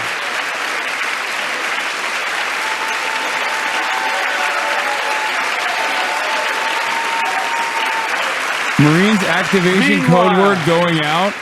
My predecessor told the NRA he's proud he did nothing on guns when he was president. After another shooting in Iowa recently, he said, when asked what to do about it, he said, just get over it. There's his quote, just get over it. I say, stop it. Stop it, stop it, stop it. Is he bleeding from one eye? Oh, God. No. That's just... I'm proud we beat the NRA when I signed the most significant gun safety law in nearly 30 years because of this Congress. We now must beat the NRA again. I'm demanding a ban on assault weapons and high-capacity magazines. Pass universal background checks. None of this. None of this. I taught the Second Amendment for 12 years. None of this violates the Second Amendment or vilifies responsible gun owners. You know, as we manage challenges at home, we're also managing crises abroad, including in the Middle East. I know the last 5 months have been gut-wrenching for so many people, for the Israeli people, for the Palestinian people, and so many here in America. This crisis began on October 7th with a massacre by a terrorist group called Hamas, as you all know. 1,200 innocent people, women and girls, men and boys, slaughtered after enduring sexual violence. The deadliest day for the Jewish people since the Holocaust. And 250 hostages taken. Here in this chamber tonight are families whose loved ones are still being held by Hamas. I pledge to all the families that we will not rest until we bring every one of your loved ones home. We also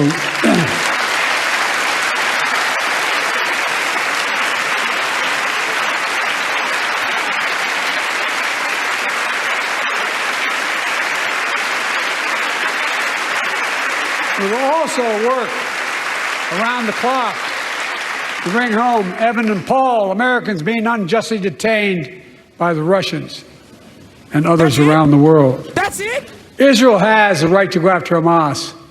Hamas ended this conflict by releasing hostages, laying down arms, could end it by releasing the hostages, laying down arms, and surrendering those responsible for October 7th. But Israel has Israel has an added burden because Hamas hides and operates among the civilian population like cowards under hospitals, daycare centers, and all the like. Israel also has a fundamental responsibility, though, to protect innocent civilians in Gaza.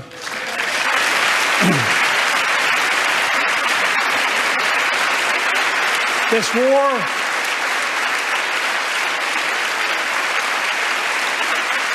has taken a greater toll on innocent civilians than all previous wars in Gaza combined. More than 30,000 Palestinians have been killed, most of whom are not Hamas. Thousands and thousands of innocents, women and children, girls and boys, also orphaned. Nearly 2 million more Palestinians under bombardment or displacement. Homes destroyed, neighborhoods in rubble, cities in ruin. Families without food, water, medicine. It's heartbreaking. I've been working nonstop to establish an immediate ceasefire that would last for 6 weeks to get all the prisoners released, all the hostages released, to get the hostages home and ease the intolerable and humanitarian crisis and build toward an enduring, who made the humanitarian crisis, you fucking asshole? The United States has been leading international efforts to get more humanitarian assistance to Gaza. Tonight, I'm directing the U.S. military to lead an emergency mission to establish a temporary pier in the Mediterranean on the coast of Gaza that can receive large shipments carrying food, water, medicine, and temporary shelters. No U.S. boots will be on the ground A temporary pier will enable a massive increase in the amount of humanitarian assistance getting into Gaza every day. Fuck him, dude. Fuck him. And Israel must do its part. Israel must allow more aid into Gaza to ensure humanitarian workers aren't caught in the crossfire. They're announcing they're going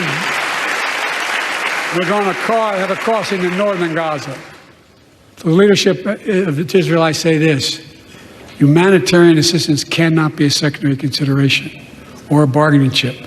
Protecting and saving innocent lives has to be a priority. As we look to the future, the only real solution to the situation is a two-state solution over time.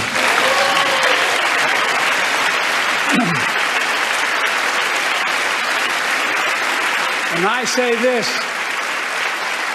as a lifelong supporter of Israel. My entire career, no one has a stronger record with Israel than I do. I challenge any of you here. I'm the only American president of Israel in wartime. But there is no other path that guarantees Israel's security and democracy.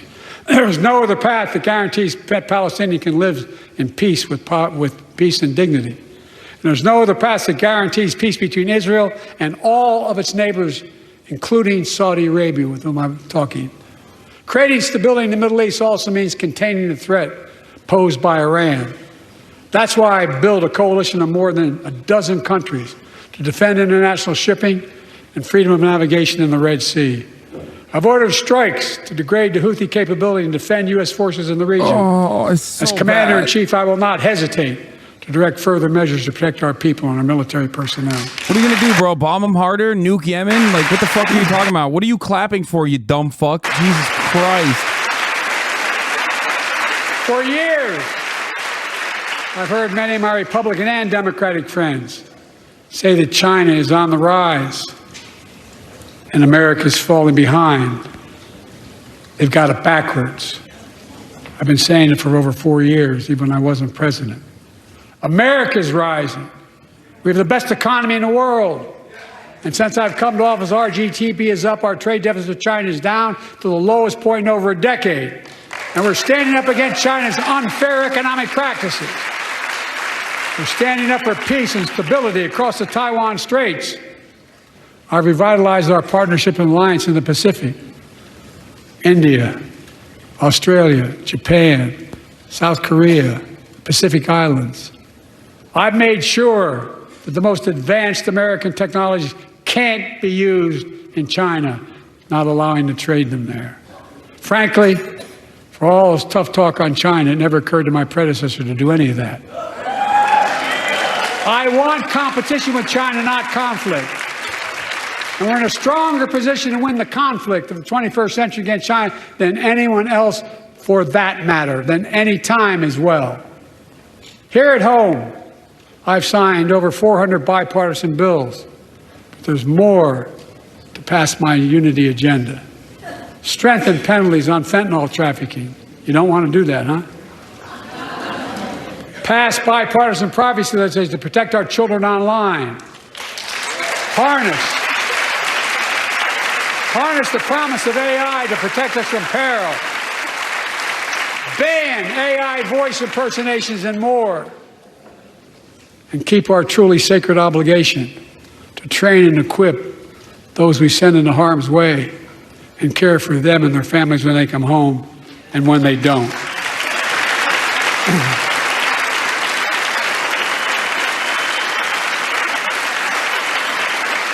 That's why the song Support and Help of Dennis and the VA, I signed the PACT Act. One of the most significant laws ever, helping millions of veterans exposed to toxins who now are battling more than 100 different cancers. Many of them don't come home, but we owe them and their families support. We owe it to ourselves to keep supporting our new health research agency called ARPA-H, and remind us that we can do big things like end cancer as we know it, and we will.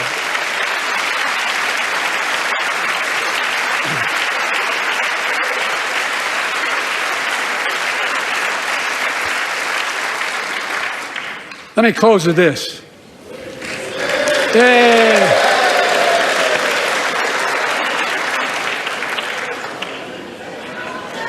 I know you don't want to hear any more, Lindsay, but I got to say a few more things.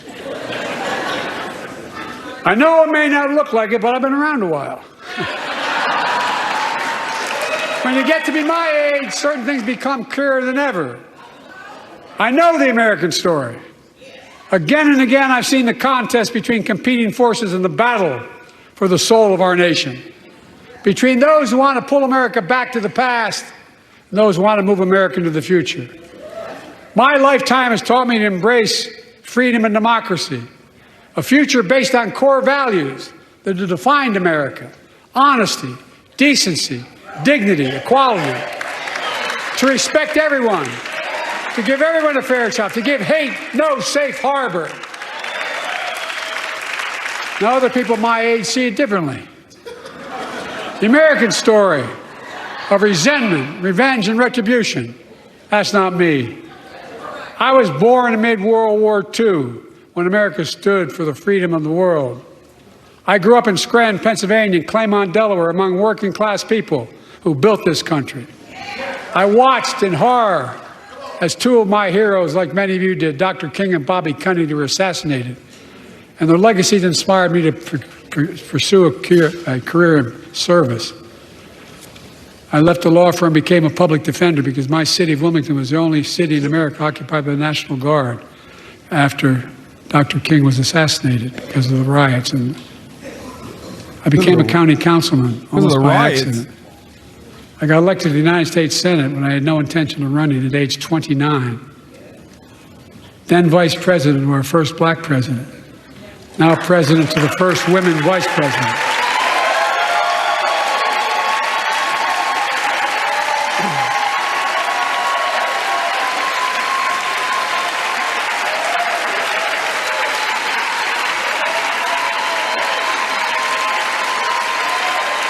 In my career, I've been told I was too young. By the way, they didn't let me on the Senate elevators for votes sometimes. Not a joke. And I've been told I'm too old. Whether young or old, I've always known what endures. I've known our North Star. The very idea of America is that we're all created equal and deserves to be treated equally throughout our lives. We've never fully lived up to that idea, but we've never walked away from it either. And I won't walk away from it now. I'm optimistic. I really am. I'm optimistic, Nancy.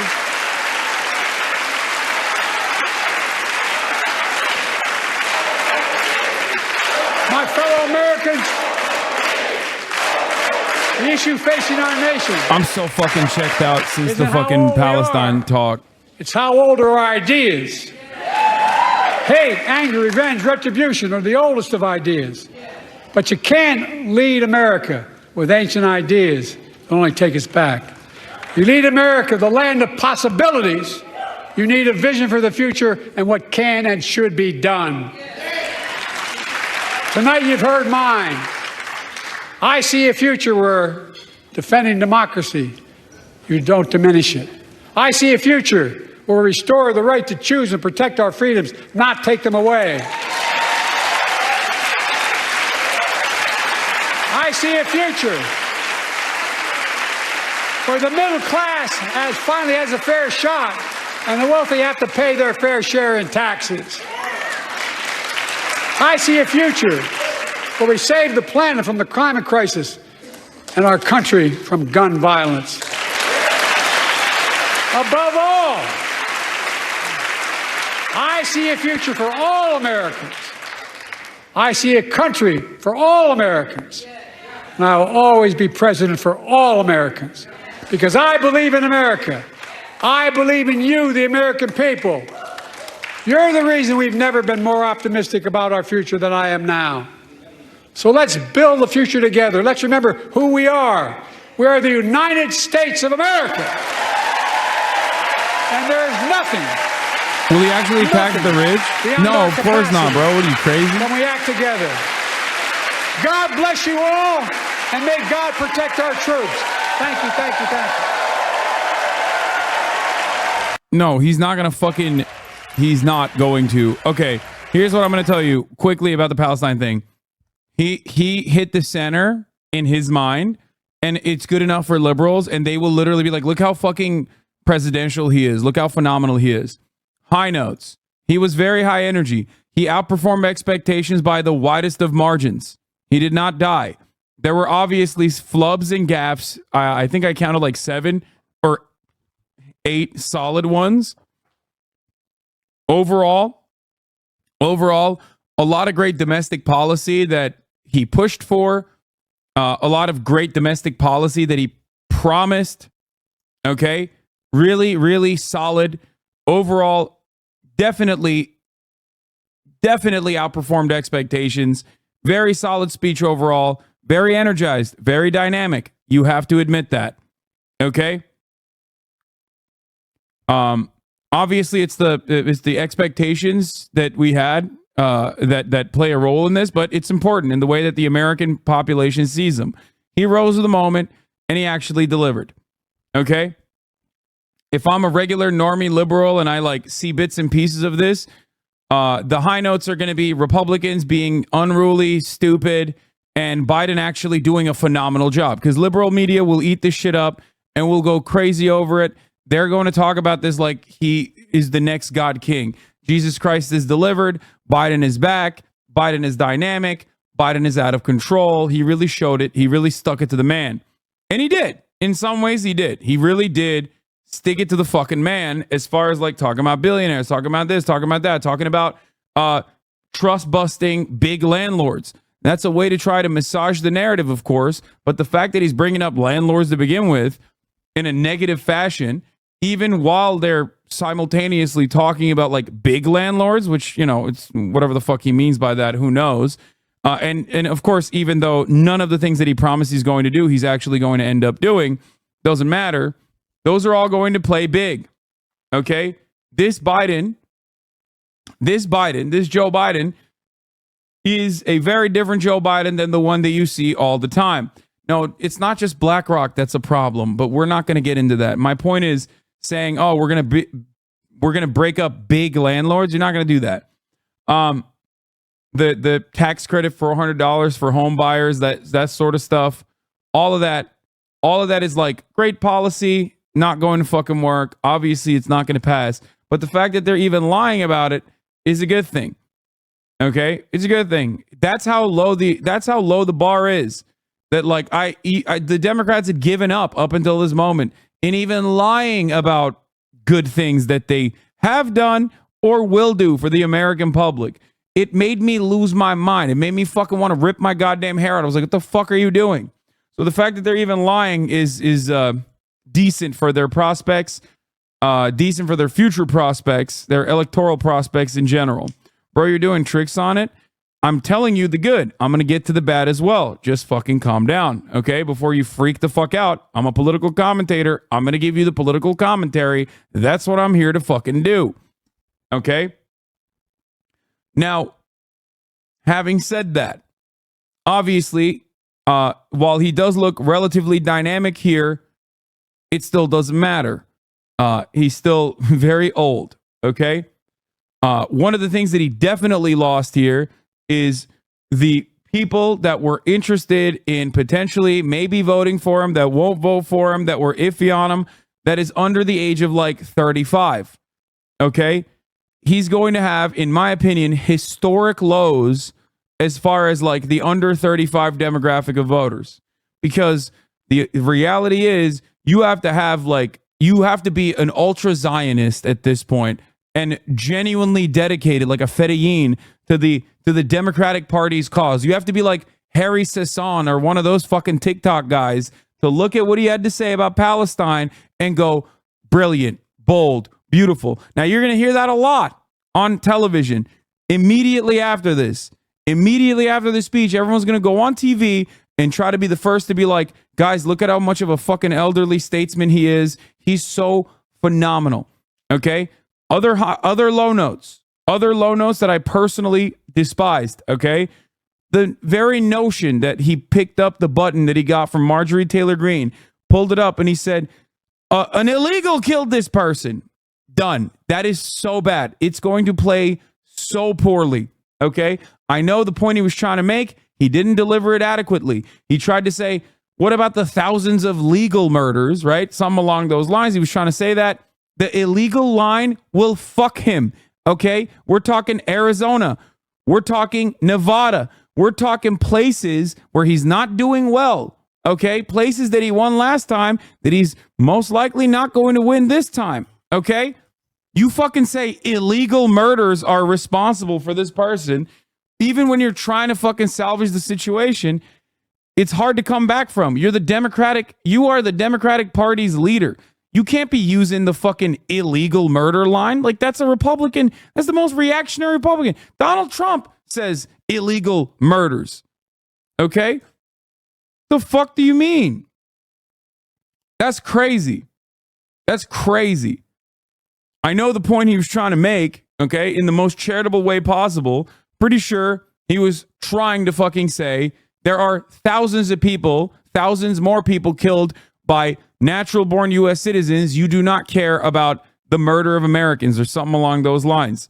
Like, it's something that I say all the time. It's just the reality. The reality is that undocumented immigrants are responsible for significantly less murders per capita than natural-born U.S. citizens. If he was trying to say that, he boofed it, okay? He boofed it. He fucked it up.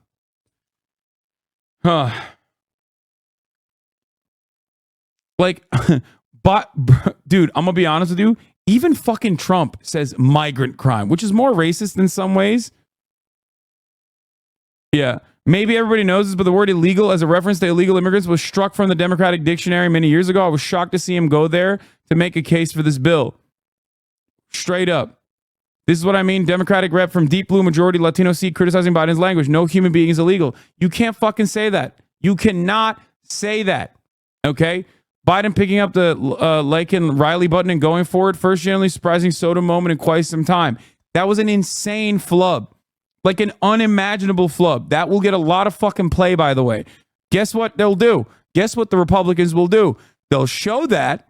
They'll show that moment of him saying, an illegal killed this woman, right?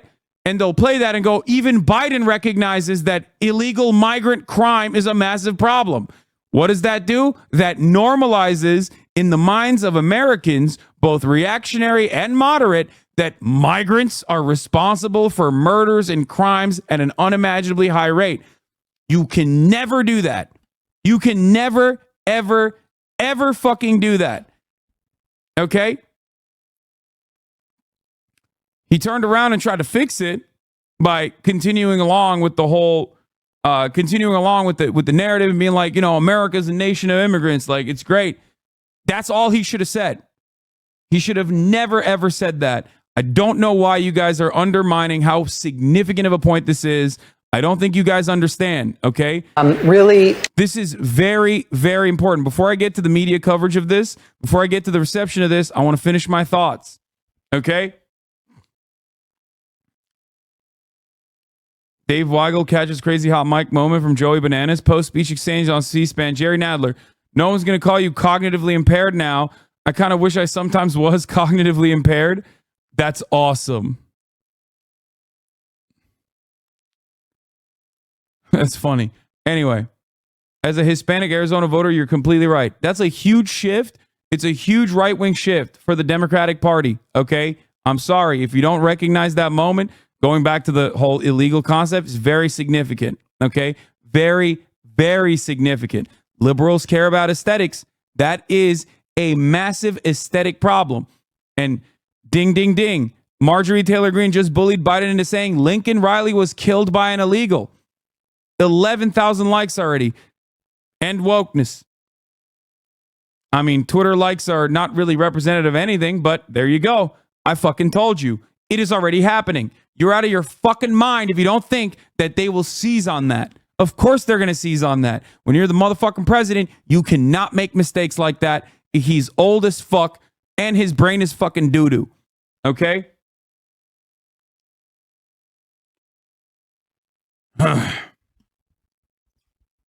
You can never do that. Never. Never. Anyway, that's a very massive, very significant flub. It's not even a fucking flub. I think he's just a racist piece of shit. Okay?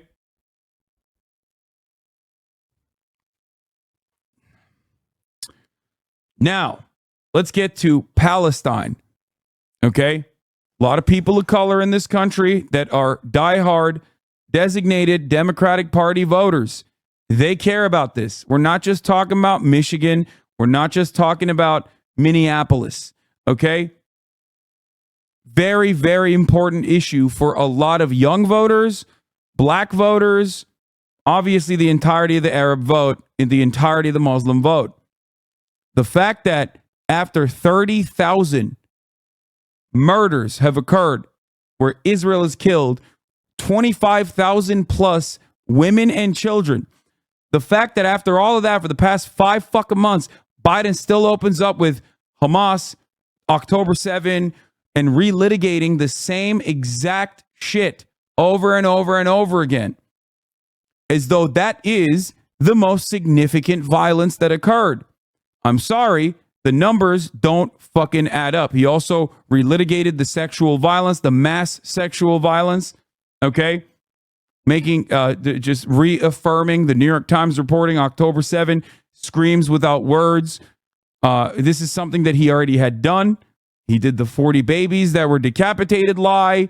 He did that. He literally, personally said that he doesn't trust the Hamas-backed health ministry numbers. Like, so many instances where he has, like, as the president, done things that no president is supposed to do, like things that even Trump would do, just things that you would expect only Trump to do. Okay? Him saying he's a Zionist is fine. He's going to say that. We already know that anyway. His actions speak louder than fucking words. What he should be using is his bona fides as a Zionist to say enough is enough, cut it out. That is what the actual reasonable, centered, grounded approach would be in this. Make no mistake. You need to understand something here. I was expecting him to at least say something along the lines of, I'm a Zionist. My whole life I've been a Zionist.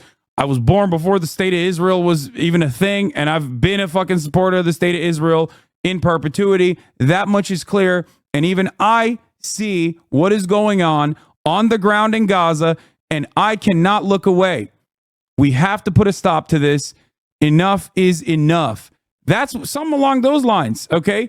Saying something like Israel has a right to defend itself, but this has gone too far and the entire world can see it. Something along those lines. He should have said that. That would have still reaffirmed his commitment to Israel, okay? Without coming across like a fucking psychotic, bloodthirsty goddamn monster. See, but liberals already picked up on it. And liberals are already running defense saying he said 30,000 innocents were killed. He didn't say that. He said many of them, or some of them, are women and children, something along those lines. I hope you understand. There's going to be a lot of fucking people in the right-wing side that even go after him for saying what he said so far. Liberals, on the other hand, are going to run defense for him and make it seem like he actually hit a very centrist line and that he is an elderly statesman who does care. Yeah, he said, and Rami Mardini is 100% correct. This is very important. Pay attention. He said 1,200 innocent Israelis were killed, but he said 30,000 were mostly not Hamas. Okay? Those words are important. That is nowhere near enough. 25,000 women and children. Get the fuck out of here, dude. Get the fuck out of here. He also said that he prefaced it by claiming that Israel, one, has a right to defend itself, which, by the way, legally it does not. As a belligerent occupier, Israel does not have a right to fucking blow Gaza into smithereens. Just make no mistake on that front. I hope that everybody fucking understands my position here. Israel does not have a right to defend itself by blowing up Gaza. That is illegal. He not only said that, but also said Israel has to do it because Hamas is using human shields.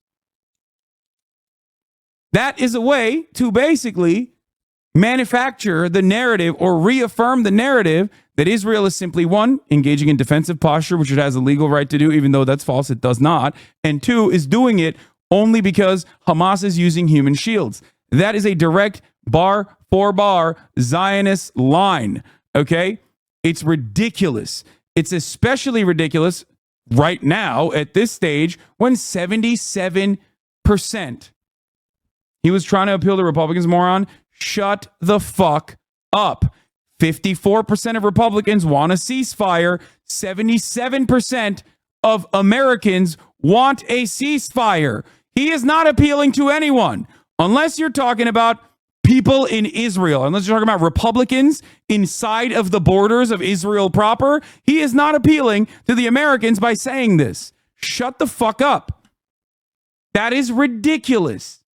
Majority of Republicans support a ceasefire at this point. Why do you think we got here? How do you think we got here? The death and destruction is unimaginable.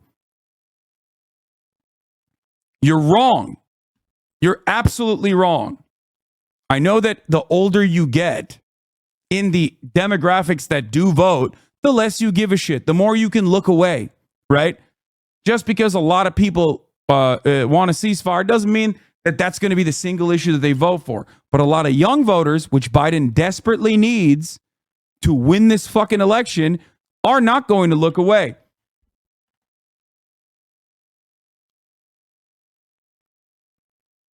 I agree with the ceasefire, but I think it's trying not to make the kidnapping civilians will get what you want. I get that Israel did it first, but the media, it was Hamas. Doesn't matter. I told you what he could have done here. Like, think about the certainty of the terms he uses when talking about Russia and Ukraine. Come on, guys. My expectation isn't that he talk about Israel like he talks about Russia, but at least manage it a little bit. If that's the most fucking centrist position he can arrive at on Israel, we're fucking cooked. He genuinely doesn't understand the interest on the ground for this. And every time he comes out and makes statements like this, more people are going to get mad. It's crazy.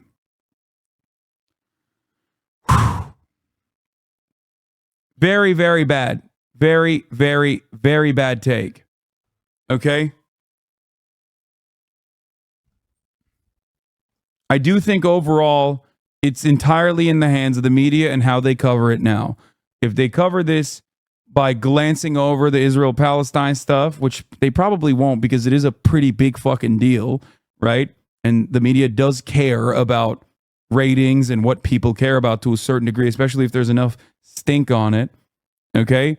They will bring this up. Right-wingers will say Biden is an enemy to the state of Israel. He's an anti-Semite.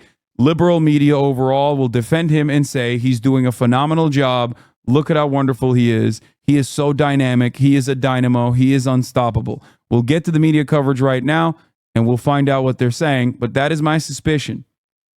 Okay?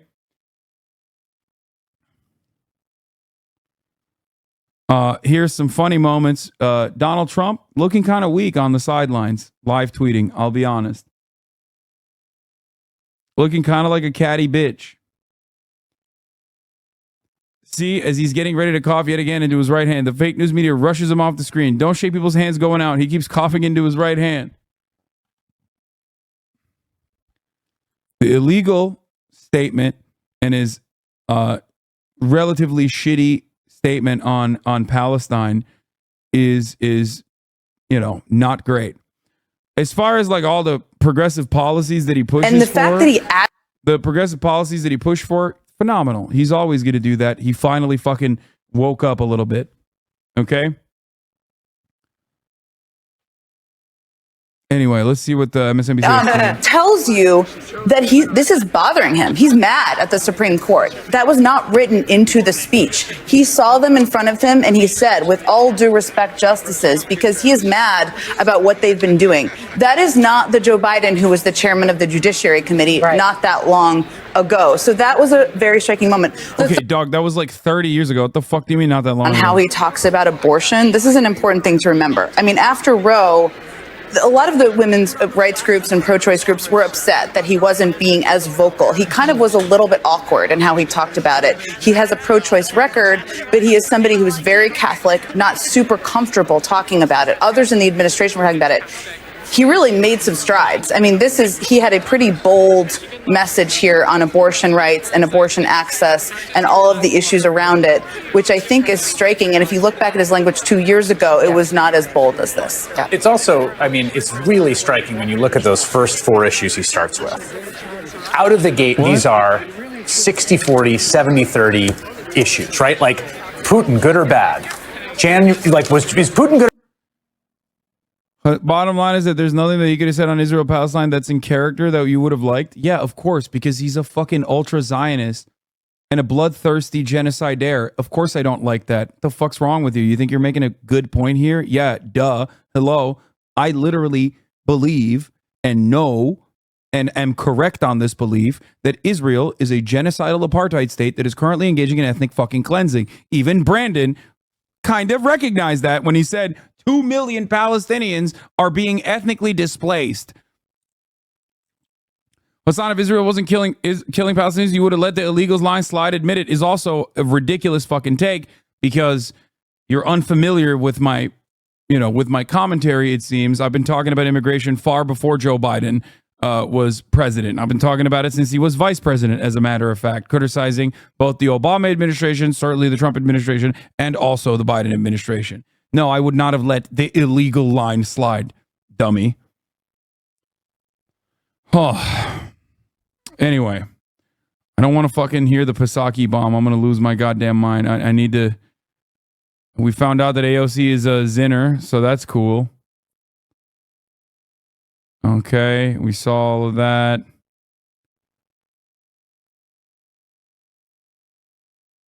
Cerveza Cristal. Okay, let's hear what else they're saying right now. We're all worried about the future of our nation. Okay, I don't care about this. GOP, like, whoever does the presidential counter is always a fucking loser, okay? The presidential counter, not gonna lie, you've been a lot of shit slid, really showing your true colors. If this has got to be a top of the hour ad break debate. Oh, there it is. Yeah, I was right. Yes, I haven't been letting the top of the hour ad break debate slide. Don't worry. Okay? Don't worry. At the top of the hour, there's a 3-minute ad break. I ain't letting that shit slide. You don't need to either, as long as you subscribe for $5 or for free with a Twitch Prime by connecting your Amazon Prime account to your Twitch account. Yeah. Oh, Elent News. 100% correct. Where is it? I just saw your name in the chat.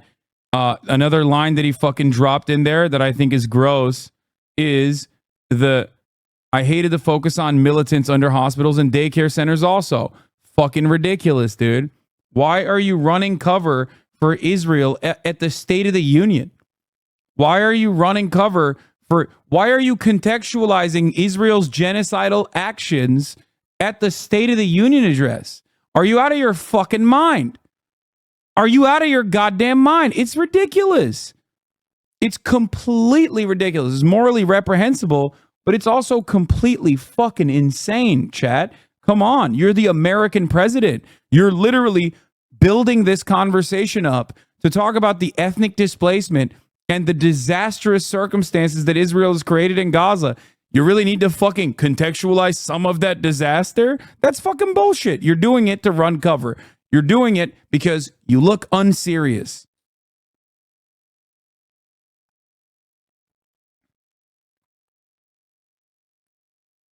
Anyway.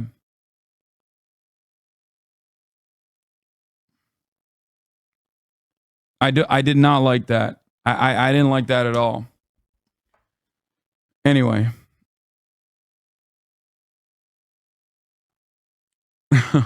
In the State of the Union address, nobody's more Zionist than me. I fucking dare you to say, I dare you, Biden blast. Anyway, so yeah, really, really right-wing takes on Israel and really right-wing takes on Gaza, on the border situation is really fucked up. Anyway.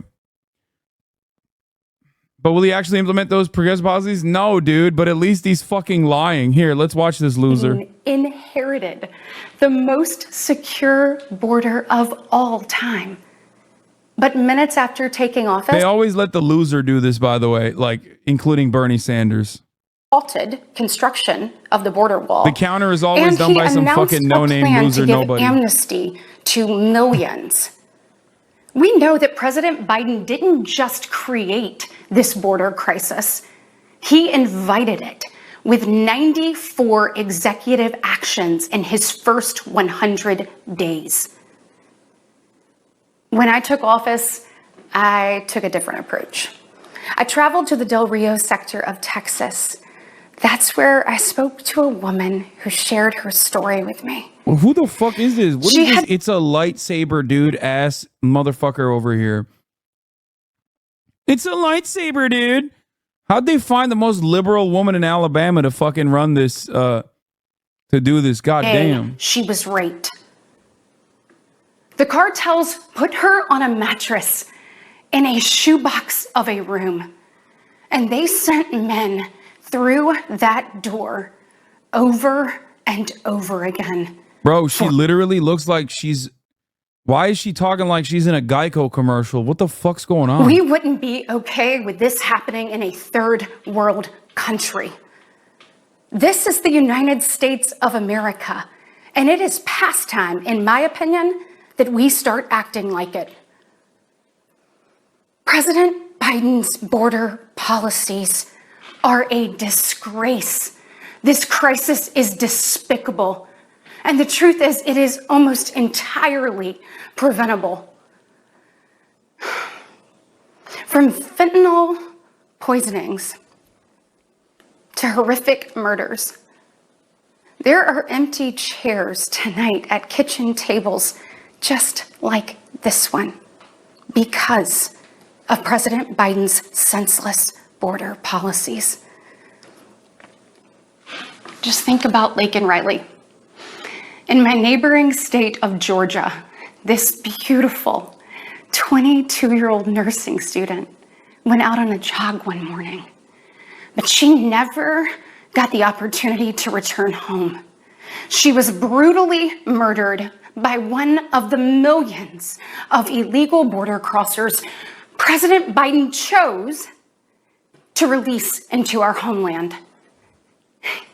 Y'all, Bro, as a this mom, is wild. Why does she sound like she's nutting? Like, am I crazy? She's like, what the fuck? What is the voice quiver happening here? President Biden finally said her name, but he refused to take responsibility for his own This is the most actions. CW ass acting I've ever seen in my life. It's so weird, Yes. dude. Innocent Americans She's about to are bust it dying, wide open with and the- you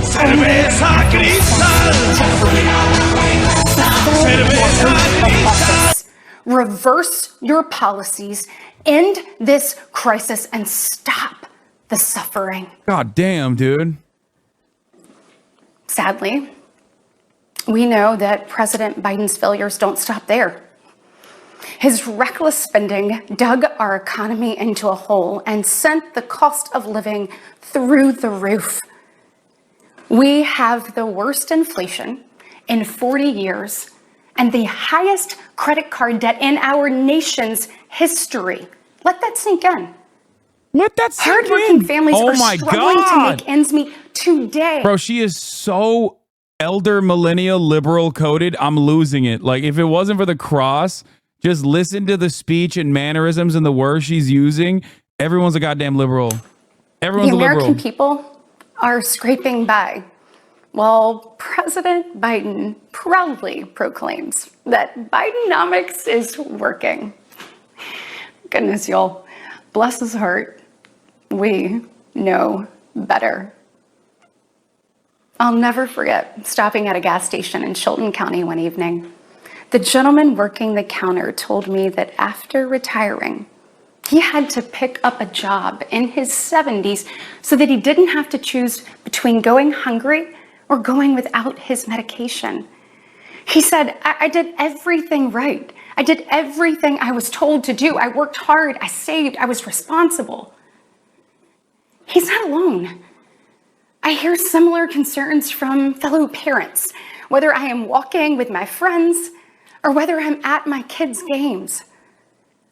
But let's be honest, it's been a minute. Republicans are far too sexist for this to play well. They need like a butch ass woman, like what's his face from the Ugly Family, the one that was in like the Trump administration, who's now like a governor or some shit. The fuck's her name? They this is too bad. It's just like too. It is way too fake already. Sarah Huckabee Sanders, yeah, more like Sarah Fuckabee Sanders, because Donald Trump asked Sarah to fuck Kim Jong-un. That's real. Look it up. Literally. Donald Trump. God. That's not even, I wish I was joking. Donald Trump once famously said to Sarah Huckabee Sanders, "You got to take one for the team." He said that. Anyway, but yeah, this is very rehearsed. It comes across super disingenuous. Yep. Donald Trump told Sarah Sanders to take one for the team after Kim Jong-un wink. Take one for the team. Okay.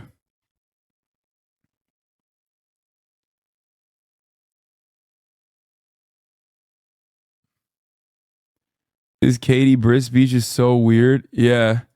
It is giving fucking bossing say shit lines. But anyway, they always, I mean, Sarah did this before. Y'all, you can't make this stuff up. Y'all. Look, we all recall when presidents faced national security threats with strength and resolve.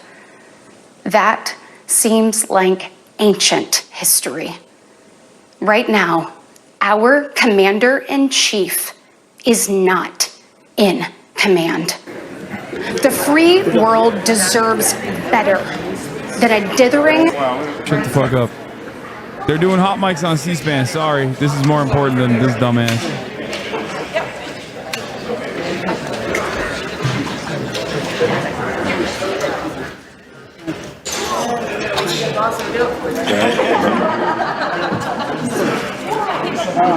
By the way, this is a classic Biden. For those of you who are unfamiliar, this is a classic Biden. He always stays until he's shook every last hand in the room. Okay? He always does this. Look, see how the room is cleared out before him? That's on purpose. Well, for the first time in memory, the president outlasted the House session. Yep. There you go. He always waits and shakes and talks to every single person in there. That is both symbolic in this situation to be like, look how much of a dynamo I am. But also it's something that Biden does always. Choice our children deserve. And I know the choice the Republican Party is fighting for. We are the party of hard-working parents and families. And we want to give you and your children the opportunities to thrive. And we want families to grow. It's why we strongly support continued nationwide access to in vitro fertilization. We want to help loving moms and dads bring precious life into this world. Wesley and I believe there is no greater blessing in life than our children. And that's why tonight, I want to make a direct appeal to the parents out there, and in particular to my fellow moms, many of whom I know will be up tossing and turning at 2 a.m., wondering how you're going to be in 3 places at once and then somehow still get dinner on the table. First of all, we see you, we hear you, and we stand with you. I know you're frustrated. I know you're probably disgusted by most of what you see going on in Washington, and I'll be really honest with you, you're not wrong for feeling that way. Look, I get it. Biden on a hot mic. Wait, what? Biden was about to dish about Bibi on the floor, but an aide stepped in and reminded him he had a hot mic. This was right after he was encouraged to keep pushing on the humanitarian stuff. Oh. I genuinely don't understand why she's doing this. Why is she like this? The fuck's wrong with her? Anyway, very strange stuff overall coming from the Republican Party. Very dark energies. Very, very dark vibes and very dark energies. We are steeped in the blood of patriots who overthrew the most powerful empire in the world. We walk in the footsteps of pioneers who She's also talking with that fucking smile. She's smile We talking. now carry forward the same flame of freedom as the liberators of an oppressed Europe. We continue to draw courage from those who bent the moral arc of the universe. And when we gaze upon the heavens, never forget that our DNA contains the same ingenuity that put man on the moon. America has been tested before, and every single time we've emerged unbowed and unbroken.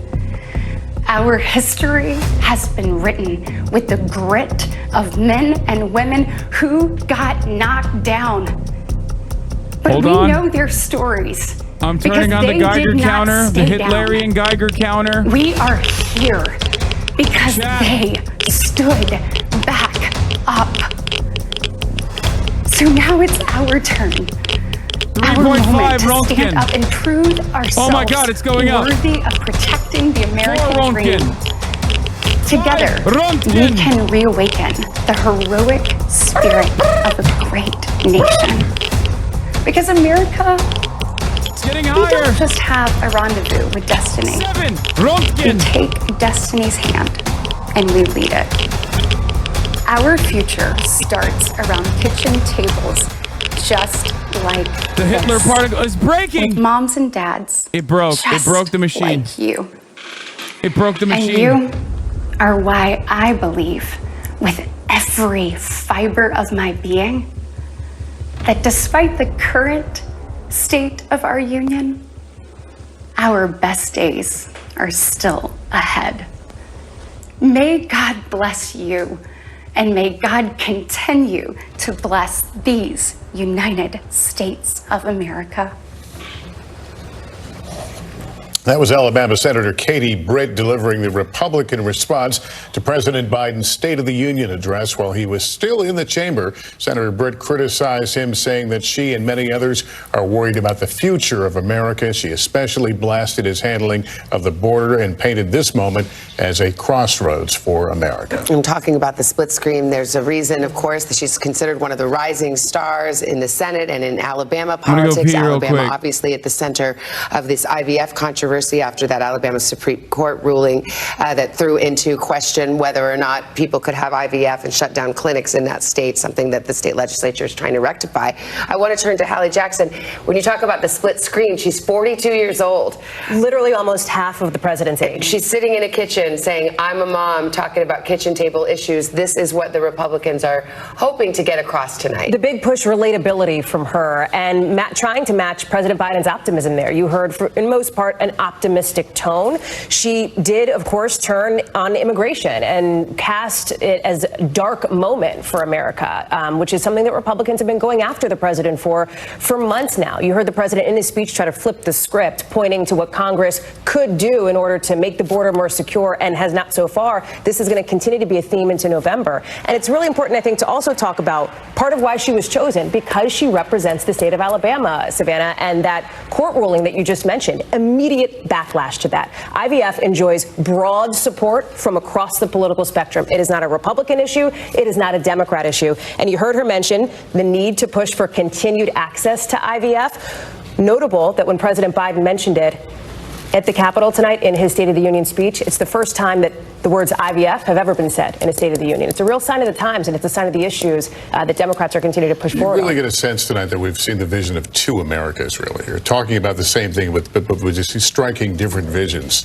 of what this country looks like. Yeah, and that's the next 8 months of our lives, because this is, as we've been talking about, the beginning of the general election here, with Donald Trump as a presumptive Republican nominee, President Biden looking to win back the White House here, and two very different takes on what the next 4 years could look like. All right, Hallie Jackson, thank you so much to our entire team watching the State of the Union tonight.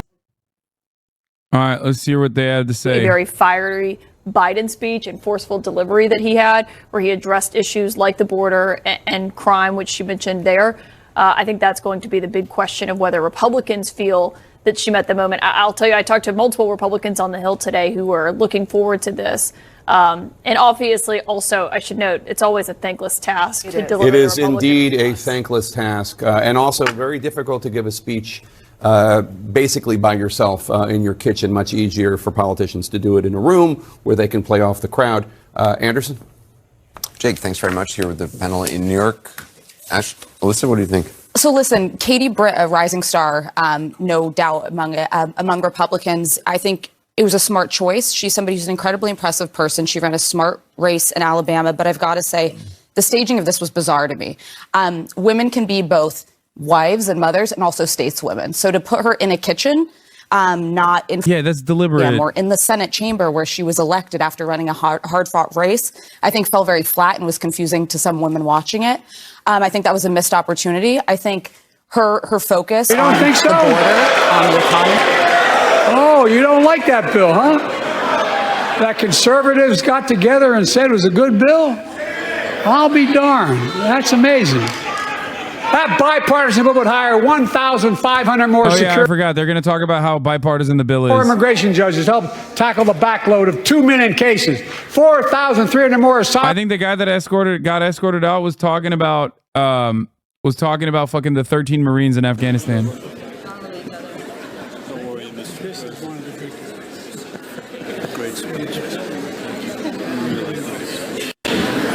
I was telling your secretary, I was in Jordan and Israel this weekend, and just, you got to keep pushing what you're doing on the humanitarian. Said you got to keep pushing for humanitarian aid in Israel. Humanitarian stuff and all this stuff. So I told him, baby, show me pieces.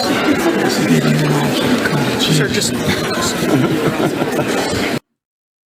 He said, I told Bibi, and don't repeat this, but you and I are going to have a come to Jesus meeting. I think a come to Jesus moment. And then the staffer goes, yo, stop. Look at this shit. He said, sir, just, you're on a hot mic. That was good.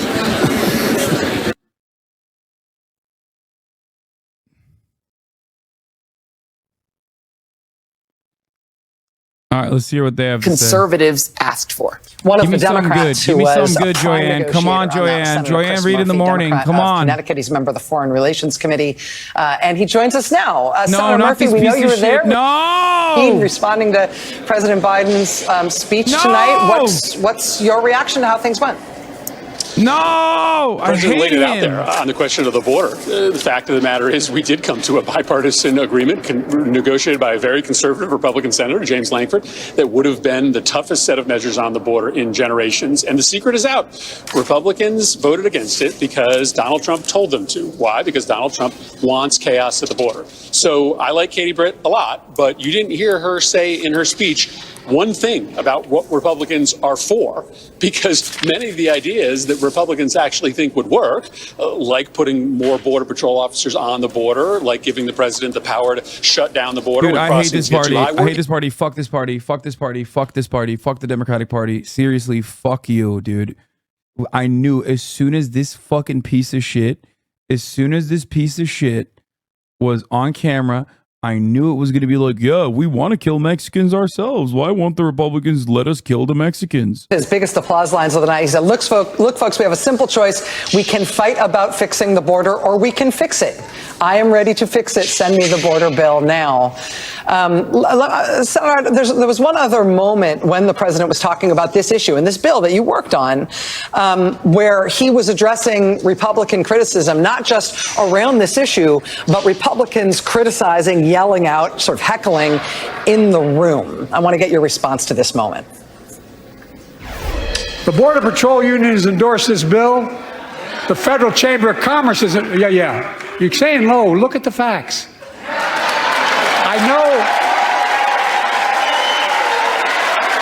know you know how to read.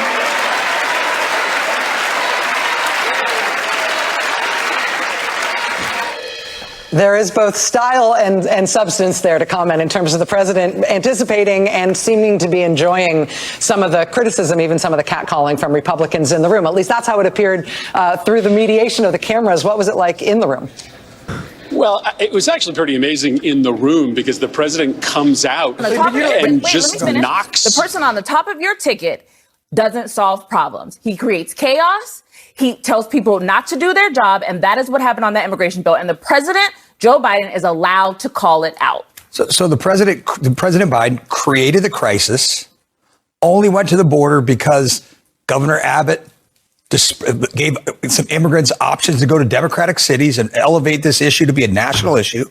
And now at the last minute, bro, this is Fox News. For the fourth quarter, right before the end of the game. I'm watching Fox News. I'm watching Fox News. There's a bill on the table. You can't There's a bill on the table. It's crazy that the left opinion on this panel is literally advocating for a fucking more strict border control bill that has $22 billion for border security. There is a problem there, and there's been a problem there for a while. It has gotten worse. Everybody's got a number that's too many. They're having a no, I hate immigrants more off right now on the fucking panel. Answer, and I'm glad that Biden called you out on it. Let's go back to Jake in D.C. Jake. Sen, we are joined now by a very special guest who was in the House chamber for tonight's State of the Union address. Speaker Emerita and Democratic Congresswoman from California, Nancy Pelosi. Speaker Pelosi, thank you so much for joining us. We appreciate it. So I have to say, this may have been the highest stakes speech of President Biden's long career in politics. It may have been the highest stakes State of the Union address that I've ever seen. Do you think he met the moment? Oh, I think he did, definitely. Actually, I should quote him and just say maybe I should go home right now because I think what he did was spectacular. He did it with vigor. He did it with vision, with patriotism. And I think it was one of the finest State of the Union addresses I have seen, and I've seen many. So obviously, a lot of Republicans are critical of it. One of the things that they're criticizing it for is for being political, and it was a very political State of the Union address. Well, it had some political aspects to it. They're saying he did it with vigor. He's dynamic. But perhaps amnesia has set in on the disgraceful speech that Donald Trump gave to the chamber. The one you ripped up? Well, there were so many disgraceful ones. I'm getting them, but this is the one where he gave a presidential medal to somebody who was... Oh, Rush Limbaugh? Yeah, all that stuff. And all he talked about was the election and the rest. And as speaker, I was offended because it is not a political rally. And by the way... Someone asked me why I don't like Chris Murphy, because he's a fucking neocon hawk, but a Democrat. That's why I don't like him. What's important to America's working families instead of... Giant piece of shit. So he did mention you by name, President Biden. Did? Yeah. Can we roll that little clip? What's that? You think I would The very idea of America is that we're all created equal and deserves to be treated equally throughout our lives. We've never fully lived up to that idea, but we've never walked away from it either. And I won't walk away from it now. I'm optimistic. I really am. I'm optimistic, Nancy. You didn't hear it that time? He said, "I'm optimistic. I'm optimistic, Nancy." You didn't catch that the first time. I guess there's a lot of noise going on. A lot of noise. Yeah. Why do you think he said that to you? Do you disagree with him privately about his optimism? No. I think he was saying.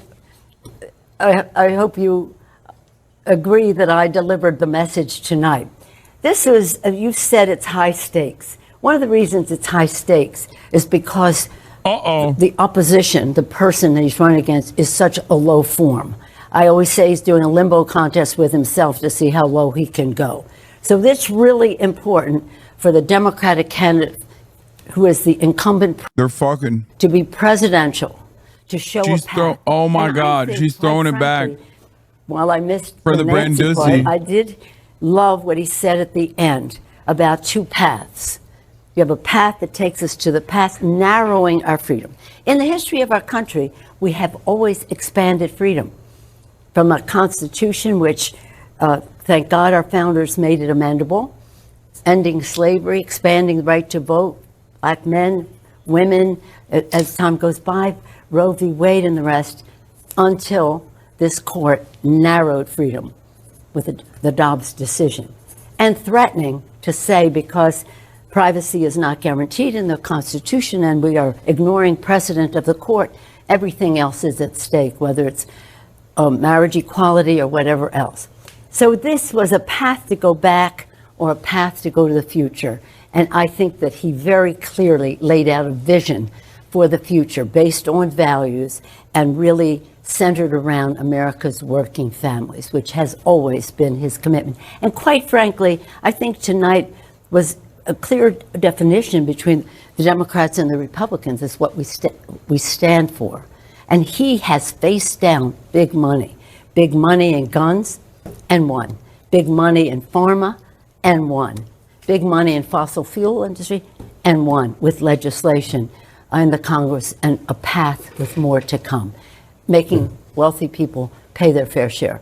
Dana? Madam Speaker, one of the clearly ad-libbed moments was during the section about immigration. And I'm sure you saw the buttons that your colleagues across the aisle had.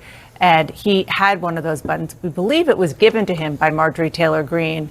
And when she said something to him during his speech, he responded. I think we have that. Let's listen to it. I didn't see any Republican buttons. Lincoln Riley, an innocent young woman who was killed by an illegal. That's right. But how many of thousands of people being killed by illegals? To her parents, I say, my heart goes out to you, having lost children myself. I understand. Now, you should have said undocumented, but that's not a big thing, okay?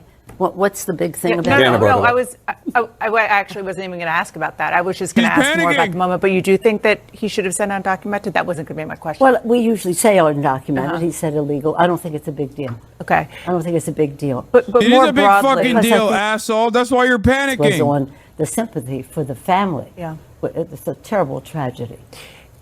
That was going to be the basis of my question about it, which is, as you well know, maybe you didn't know about the buttons. There's been a lot of talk, a lot of news about this young woman who was a student at the University of Georgia, and she died, and apparently was an undocumented immigrant. And the fact that he was ready with that, with the button, with the response. What do you make of that when it comes to not just the substance, but also the performance? Well, I think that it was, if that's spontaneous. See, I don't know about the buttons, and you're telling me that they had buttons. Go ahead. Go say on the record he popped off there, dumbass. Schmoozing with the Republicans before. Usually we do, and we had some conversations, but none of the ones that came over to converse with us had those buttons on, so I didn't see the buttons. So we want to make a thing of the button. The president, I think, handled it very well. Yeah, and I think panicking so hard. It's a terrible situation. That anybody losing a child. He's panicking so hard. They didn't even ask him that hard of a question. But I think he handled it well. And you well know that one of the questions that people were looking at, they were wanting to see how he performed when it comes to his age. Yeah, I think he handled that well too. Do you think he put it to rest, at least for a short time? Well, I thought he showed great vigor in the speech, sustained a level of strength in his speech for a long time, which would be hard for anyone at any age. I told you. Give that. I told you he's so dynamic. And great vigor. I think that his enthusiasm for all of it was demonstrated. He's old. He said it. You know, I've been around, but I have wisdom.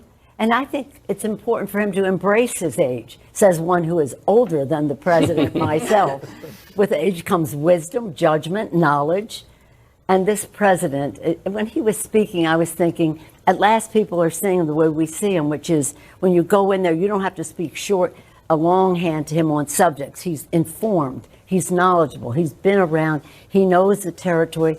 He has a great vision for the country. He has great knowledge of the issues. He has great judgment, therefore, because he has knowledge, and he thinks in a strategic way about how to get things done. And his record as a president, when we had the majority was equal, well, on a par with Lyndon Johnson and compared to Franklin Roosevelt for a 2-year period of their term in office. So I think that his kind of making some humor about his age was okay.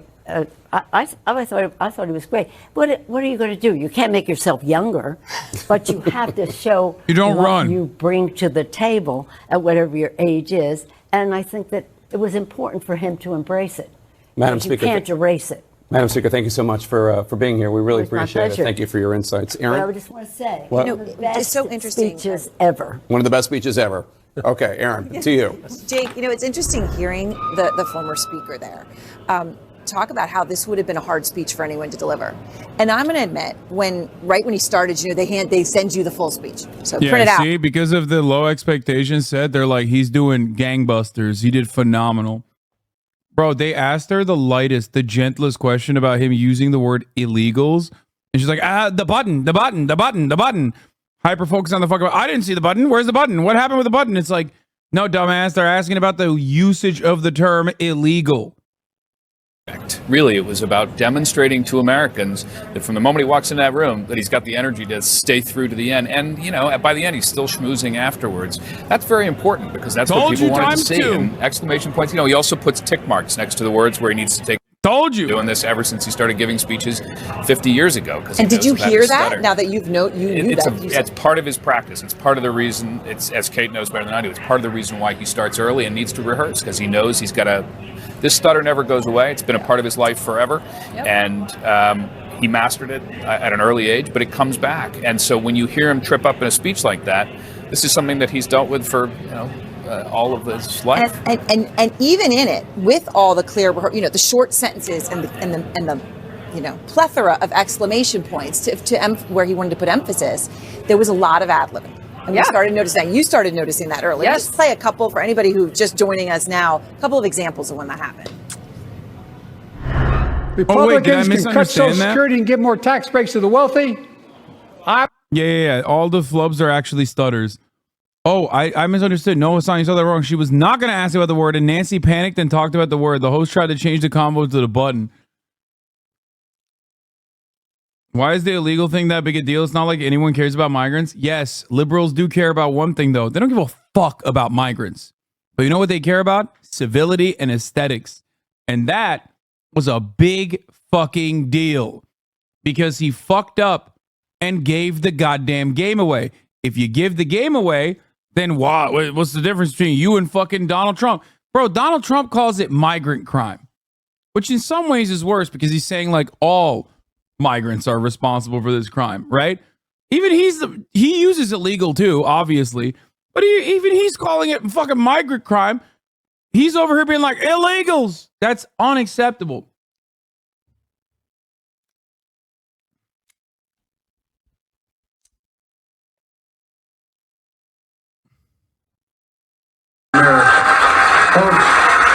Some trade rules. Buy America has been the law since 1933. Also caps and won't even go into effect until 2025.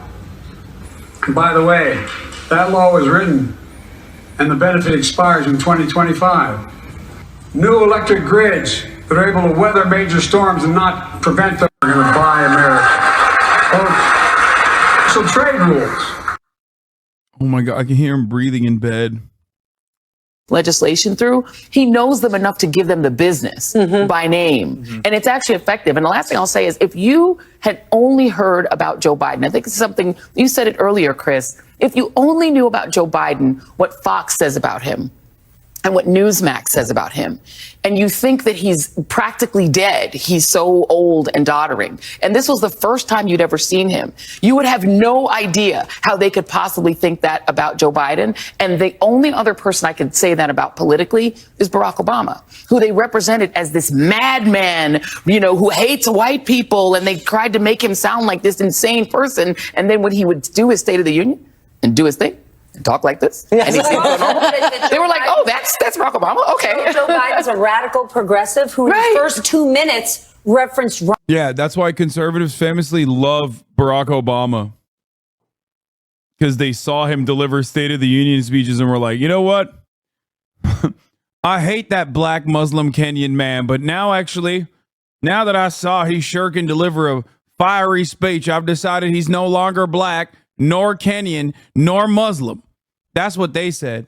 No, Kaya, no, don't do this to me right now. Oh my God, she's shoving the toy. Oh, stop.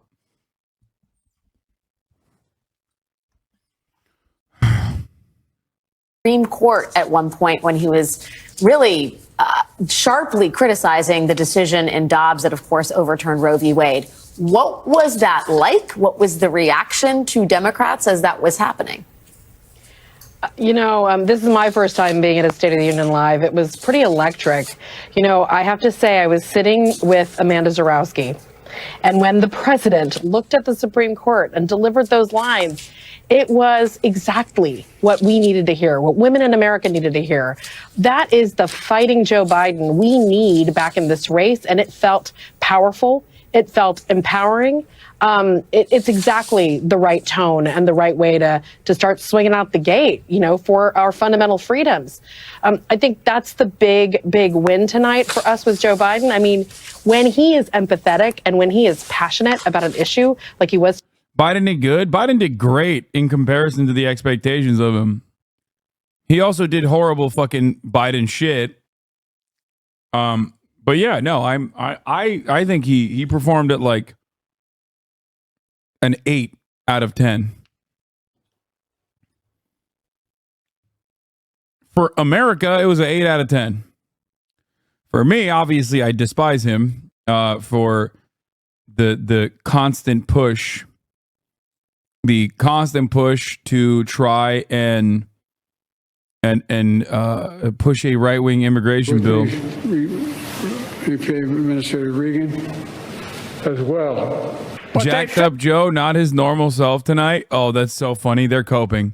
See, that's how you know. Hey, listen, that's how you fucking know Biden did well. Okay? That's how you know. Because they immediately dropped the he's old, he's dying, and started crying about how mean he is. Which is great. Like, from the framework of like electoral politics, that's great. Have the Republicans cry about how mean he is. It's awesome. Maybe shows how far to the right our politics have shifted, or how hollow his progressive overtures were, that Biden launched his campaign site in Charlottesville and now holds up a gift from Marjorie Taylor Greene, a featured speaker at a white supremacist conference, while saying an illegal. Thank you. Thank you for being sane. There are people out there who are still sane. There are people in the media who are still actually sane. I am not insane. Other people see it too. Oh my God. Sometimes I feel like I'm losing my mind when I have liberals coming in and being like, no, them illegals need to go. And I'm like, bro, what are you saying? No, vote Joe Biden. Them illegals need to get killed.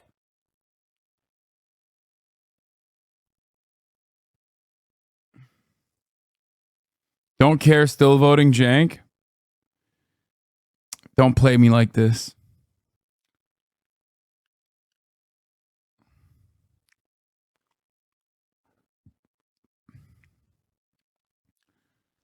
Yep, I think most people see this shit, maybe can't articulate it, but it's obvious. No, I feel like I'm going insane because, unfortunately, I'm surrounded by people who are hyper interested in politics at a time when no one really is, even if it's an election cycle. Like, I asked my normie friends, I was like, so what'd you guys think of the speech? One of them said, what speech? I was playing Helldivers. Okay? These are people who would normally be locked in to a certain degree.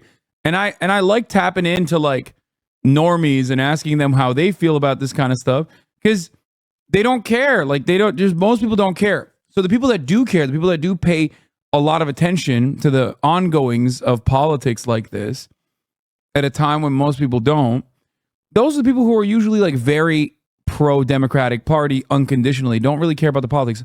Obviously, there are a lot of people who do care about the politics and the policies themselves. Many of you in this community do care about the actual actionable legislative agenda items rather than just simply like posturing. And the problem is, those who do simply care about defending the Democratic Party will just repeat and channel whatever framing that the Democratic Party presents them, because they're looking at it from the perspective of team sports. That's why they will come in here and be like, oh, well, Trump's going to fucking win if you don't.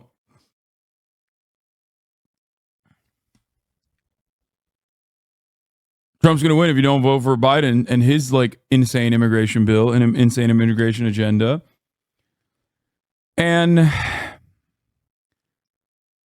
that sometimes makes me feel like I'm going crazy, like watching him go further and further right and have all these people fucking defend it in the media and those who watch the media religiously and repeat the takes that they hear from the media because they just want to like win an argument about how about how the Democrats must win unconditionally. I have normie friends who made the 2020 elections their personality at the time, not give a shit about elections now. Yeah, 100%. But when I hear that, I feel like I'm going crazy.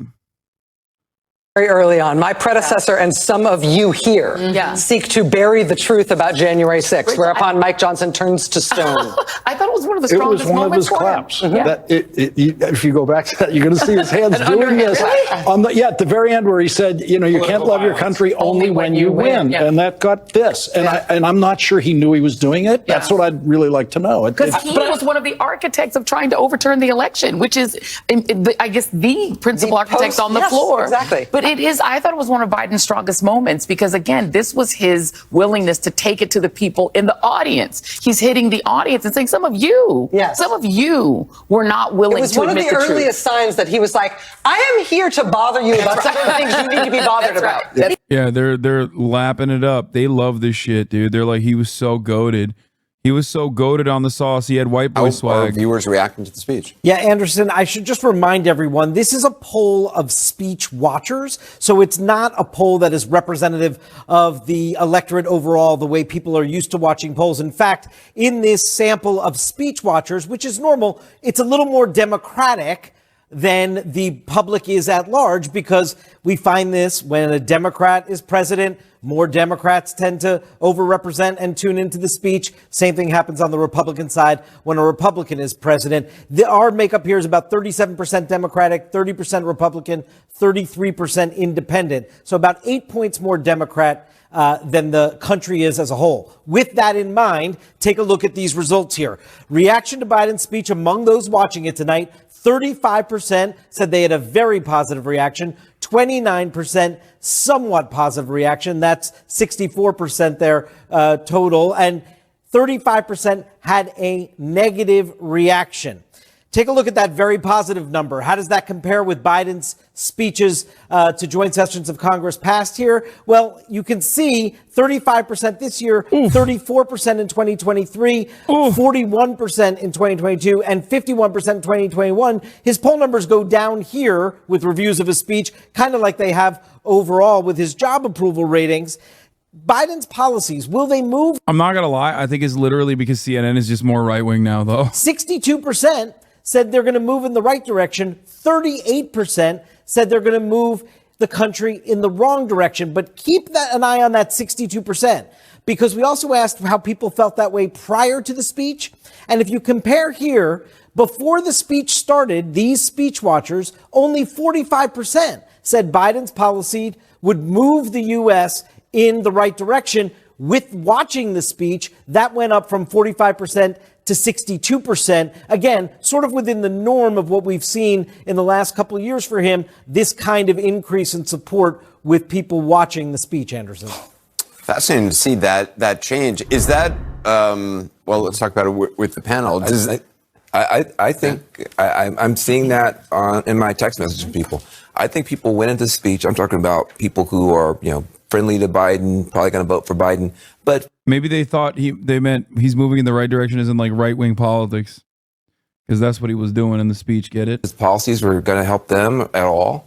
And I think those numbers, that you go from 45% to 62%, that's as much as you can do in a speech. And I think people feeling reassured that we've got a fighter in this race and that we've got an agenda we can get behind. I was thinking before the speech, there are a couple audiences here if I was on the campaign staff, right?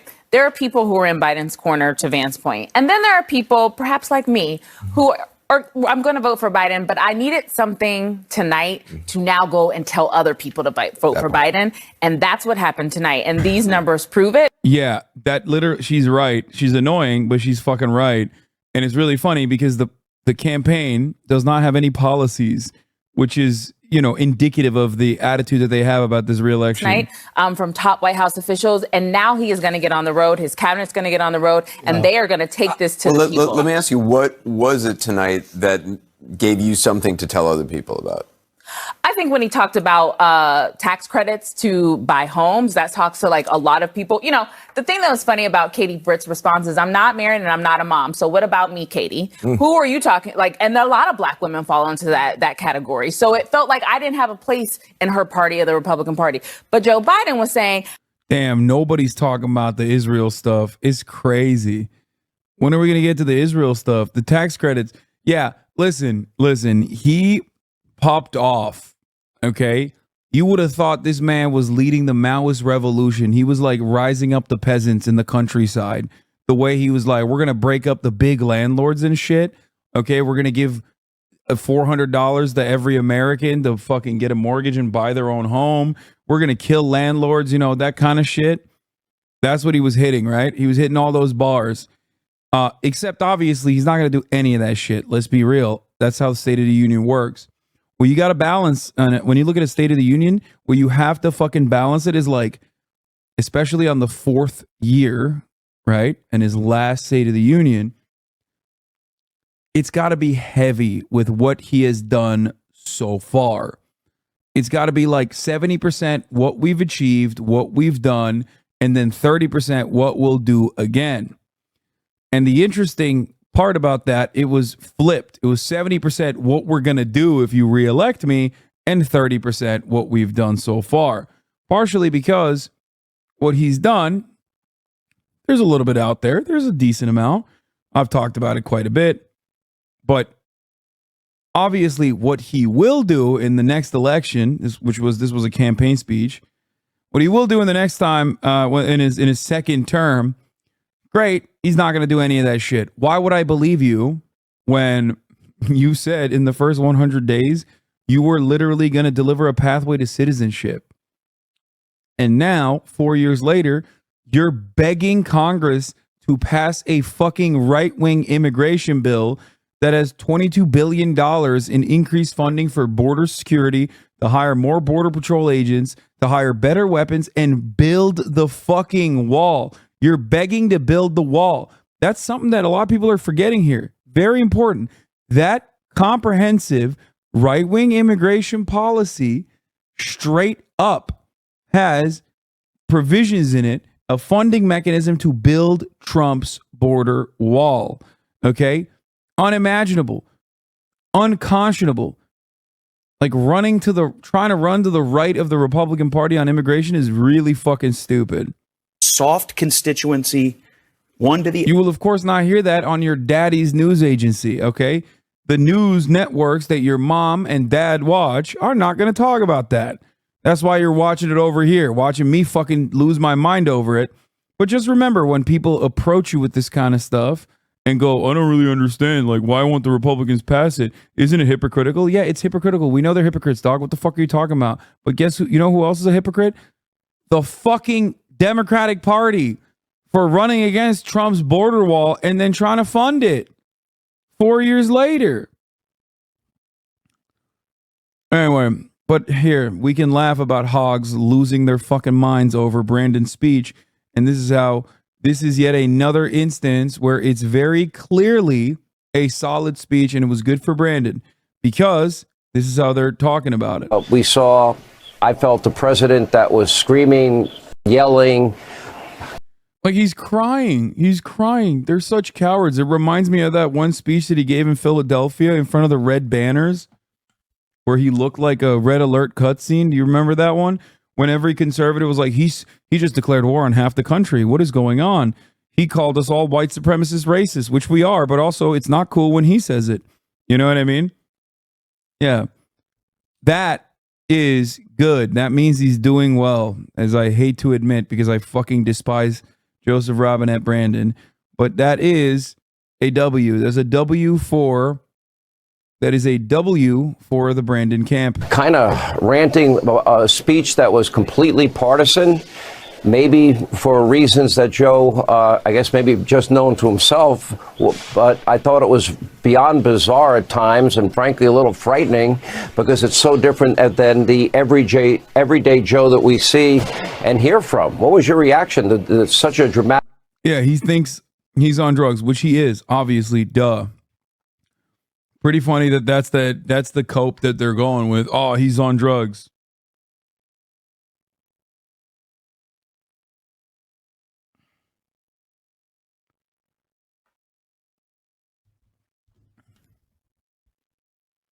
He's on drugs, folks. Oh, God, he's so scary and on drugs and scary. He's a scary guy.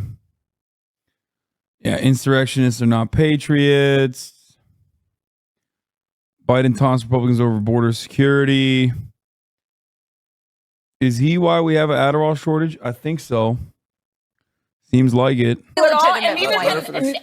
And Donald Trump didn't do anything really, in my opinion, but definitely couldn't do it all. Neither does Joe Biden. And that's not how our government works. We have a House, we have a Senate, we have governors. He said in the speech, oh, you want my money that I got you in the infrastructure bill? Republican states didn't vote for it, but then they take it. That's the stuff that I think will resonate with voters. We're going to get another read on the public's response to President Biden's speech. Stay with us for more results from our exclusive flash poll. Breaking We're the also drugs, getting reaction Brandon. We're from on members of review from Congress this angle. and from voters in the battleground state of Michigan. That's all ahead. Stay with us. Coupled with saying vindictive things like, we hope that these people are wiped off the face of the earth, or we're going to go down, march to the border with our guns and defend the border, then you have to start to think about anger has taken a very big place in terms of a talking point for some of our politicians and some of the people who follow them. Anthea, thank you so much for being with us tonight. We appreciate it. You're welcome. That point on anger, it's interesting because I feel like, I think Professor Butler is wise on these matters. But I think that issue of anger, the president is playing with that a little bit tonight, right? Because let me play.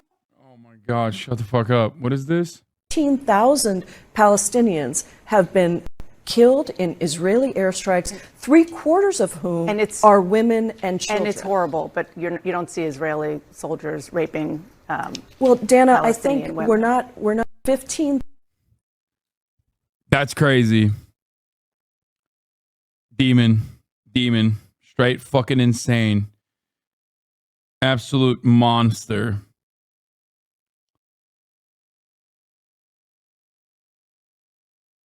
That's cool. At least they're not raping them. Oh, okay, got it.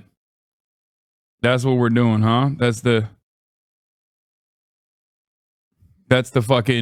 argument. First of all, there is a shit ton of sexual assault happening in detention, so that's also He's incorrect. trying to show there's a way to use emotion, even anger. Yeah, Dana to be Bash, fired up, Dana Fash. constructive and not destructive. But I think that's his effort to kind of read the room in terms of how much so many other people in politics are playing with anger. But to read America, because there are people that are frustrated and angry. You just heard it right there from Anthea. There's people that aren't that happy about their lives. And so a move like that, he's not coming from an elite place in Washington saying, you don't really have problems, look at the data. Yeah, right. He's saying, it's okay, you don't feel great. There's lots of things not to feel great about. It's also, he spent so many months or years of his presidency, including when I was there, being constrained, right? He went from running against Trump to really trying to be a uniter. That's still part of who he is. And remember, there was a story a couple of weeks or months ago about how he privately talked about Trump, like using all sorts of curse words and things.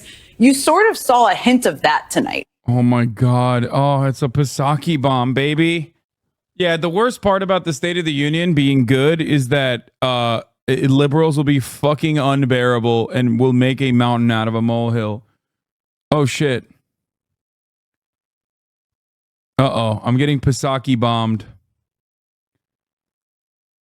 I'm getting Pisaki bombed a little bit. I just got Pisaki bombed on the stream, which is coming at a perfect time because I was already going to end the broadcast. Ladies and gentlemen, boys, girls, and MBs, that'll be all for tonight for me. I'm very tired, but of course I will be back with wall-to-wall banger coverage and more analysis tomorrow. Oof.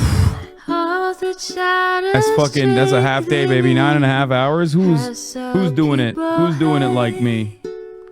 Anyway, love you all, and I will see you tomorrow. And yeah, that's it. I don't know what else to say about it right now, other than That's it. Hardest worker in the fucking biz, okay? Harder work I'm doing out here than the motherfucking oil rig workers. Anyway, love you all. All right, I'll see you tomorrow. Bye-bye. Her son is streaming.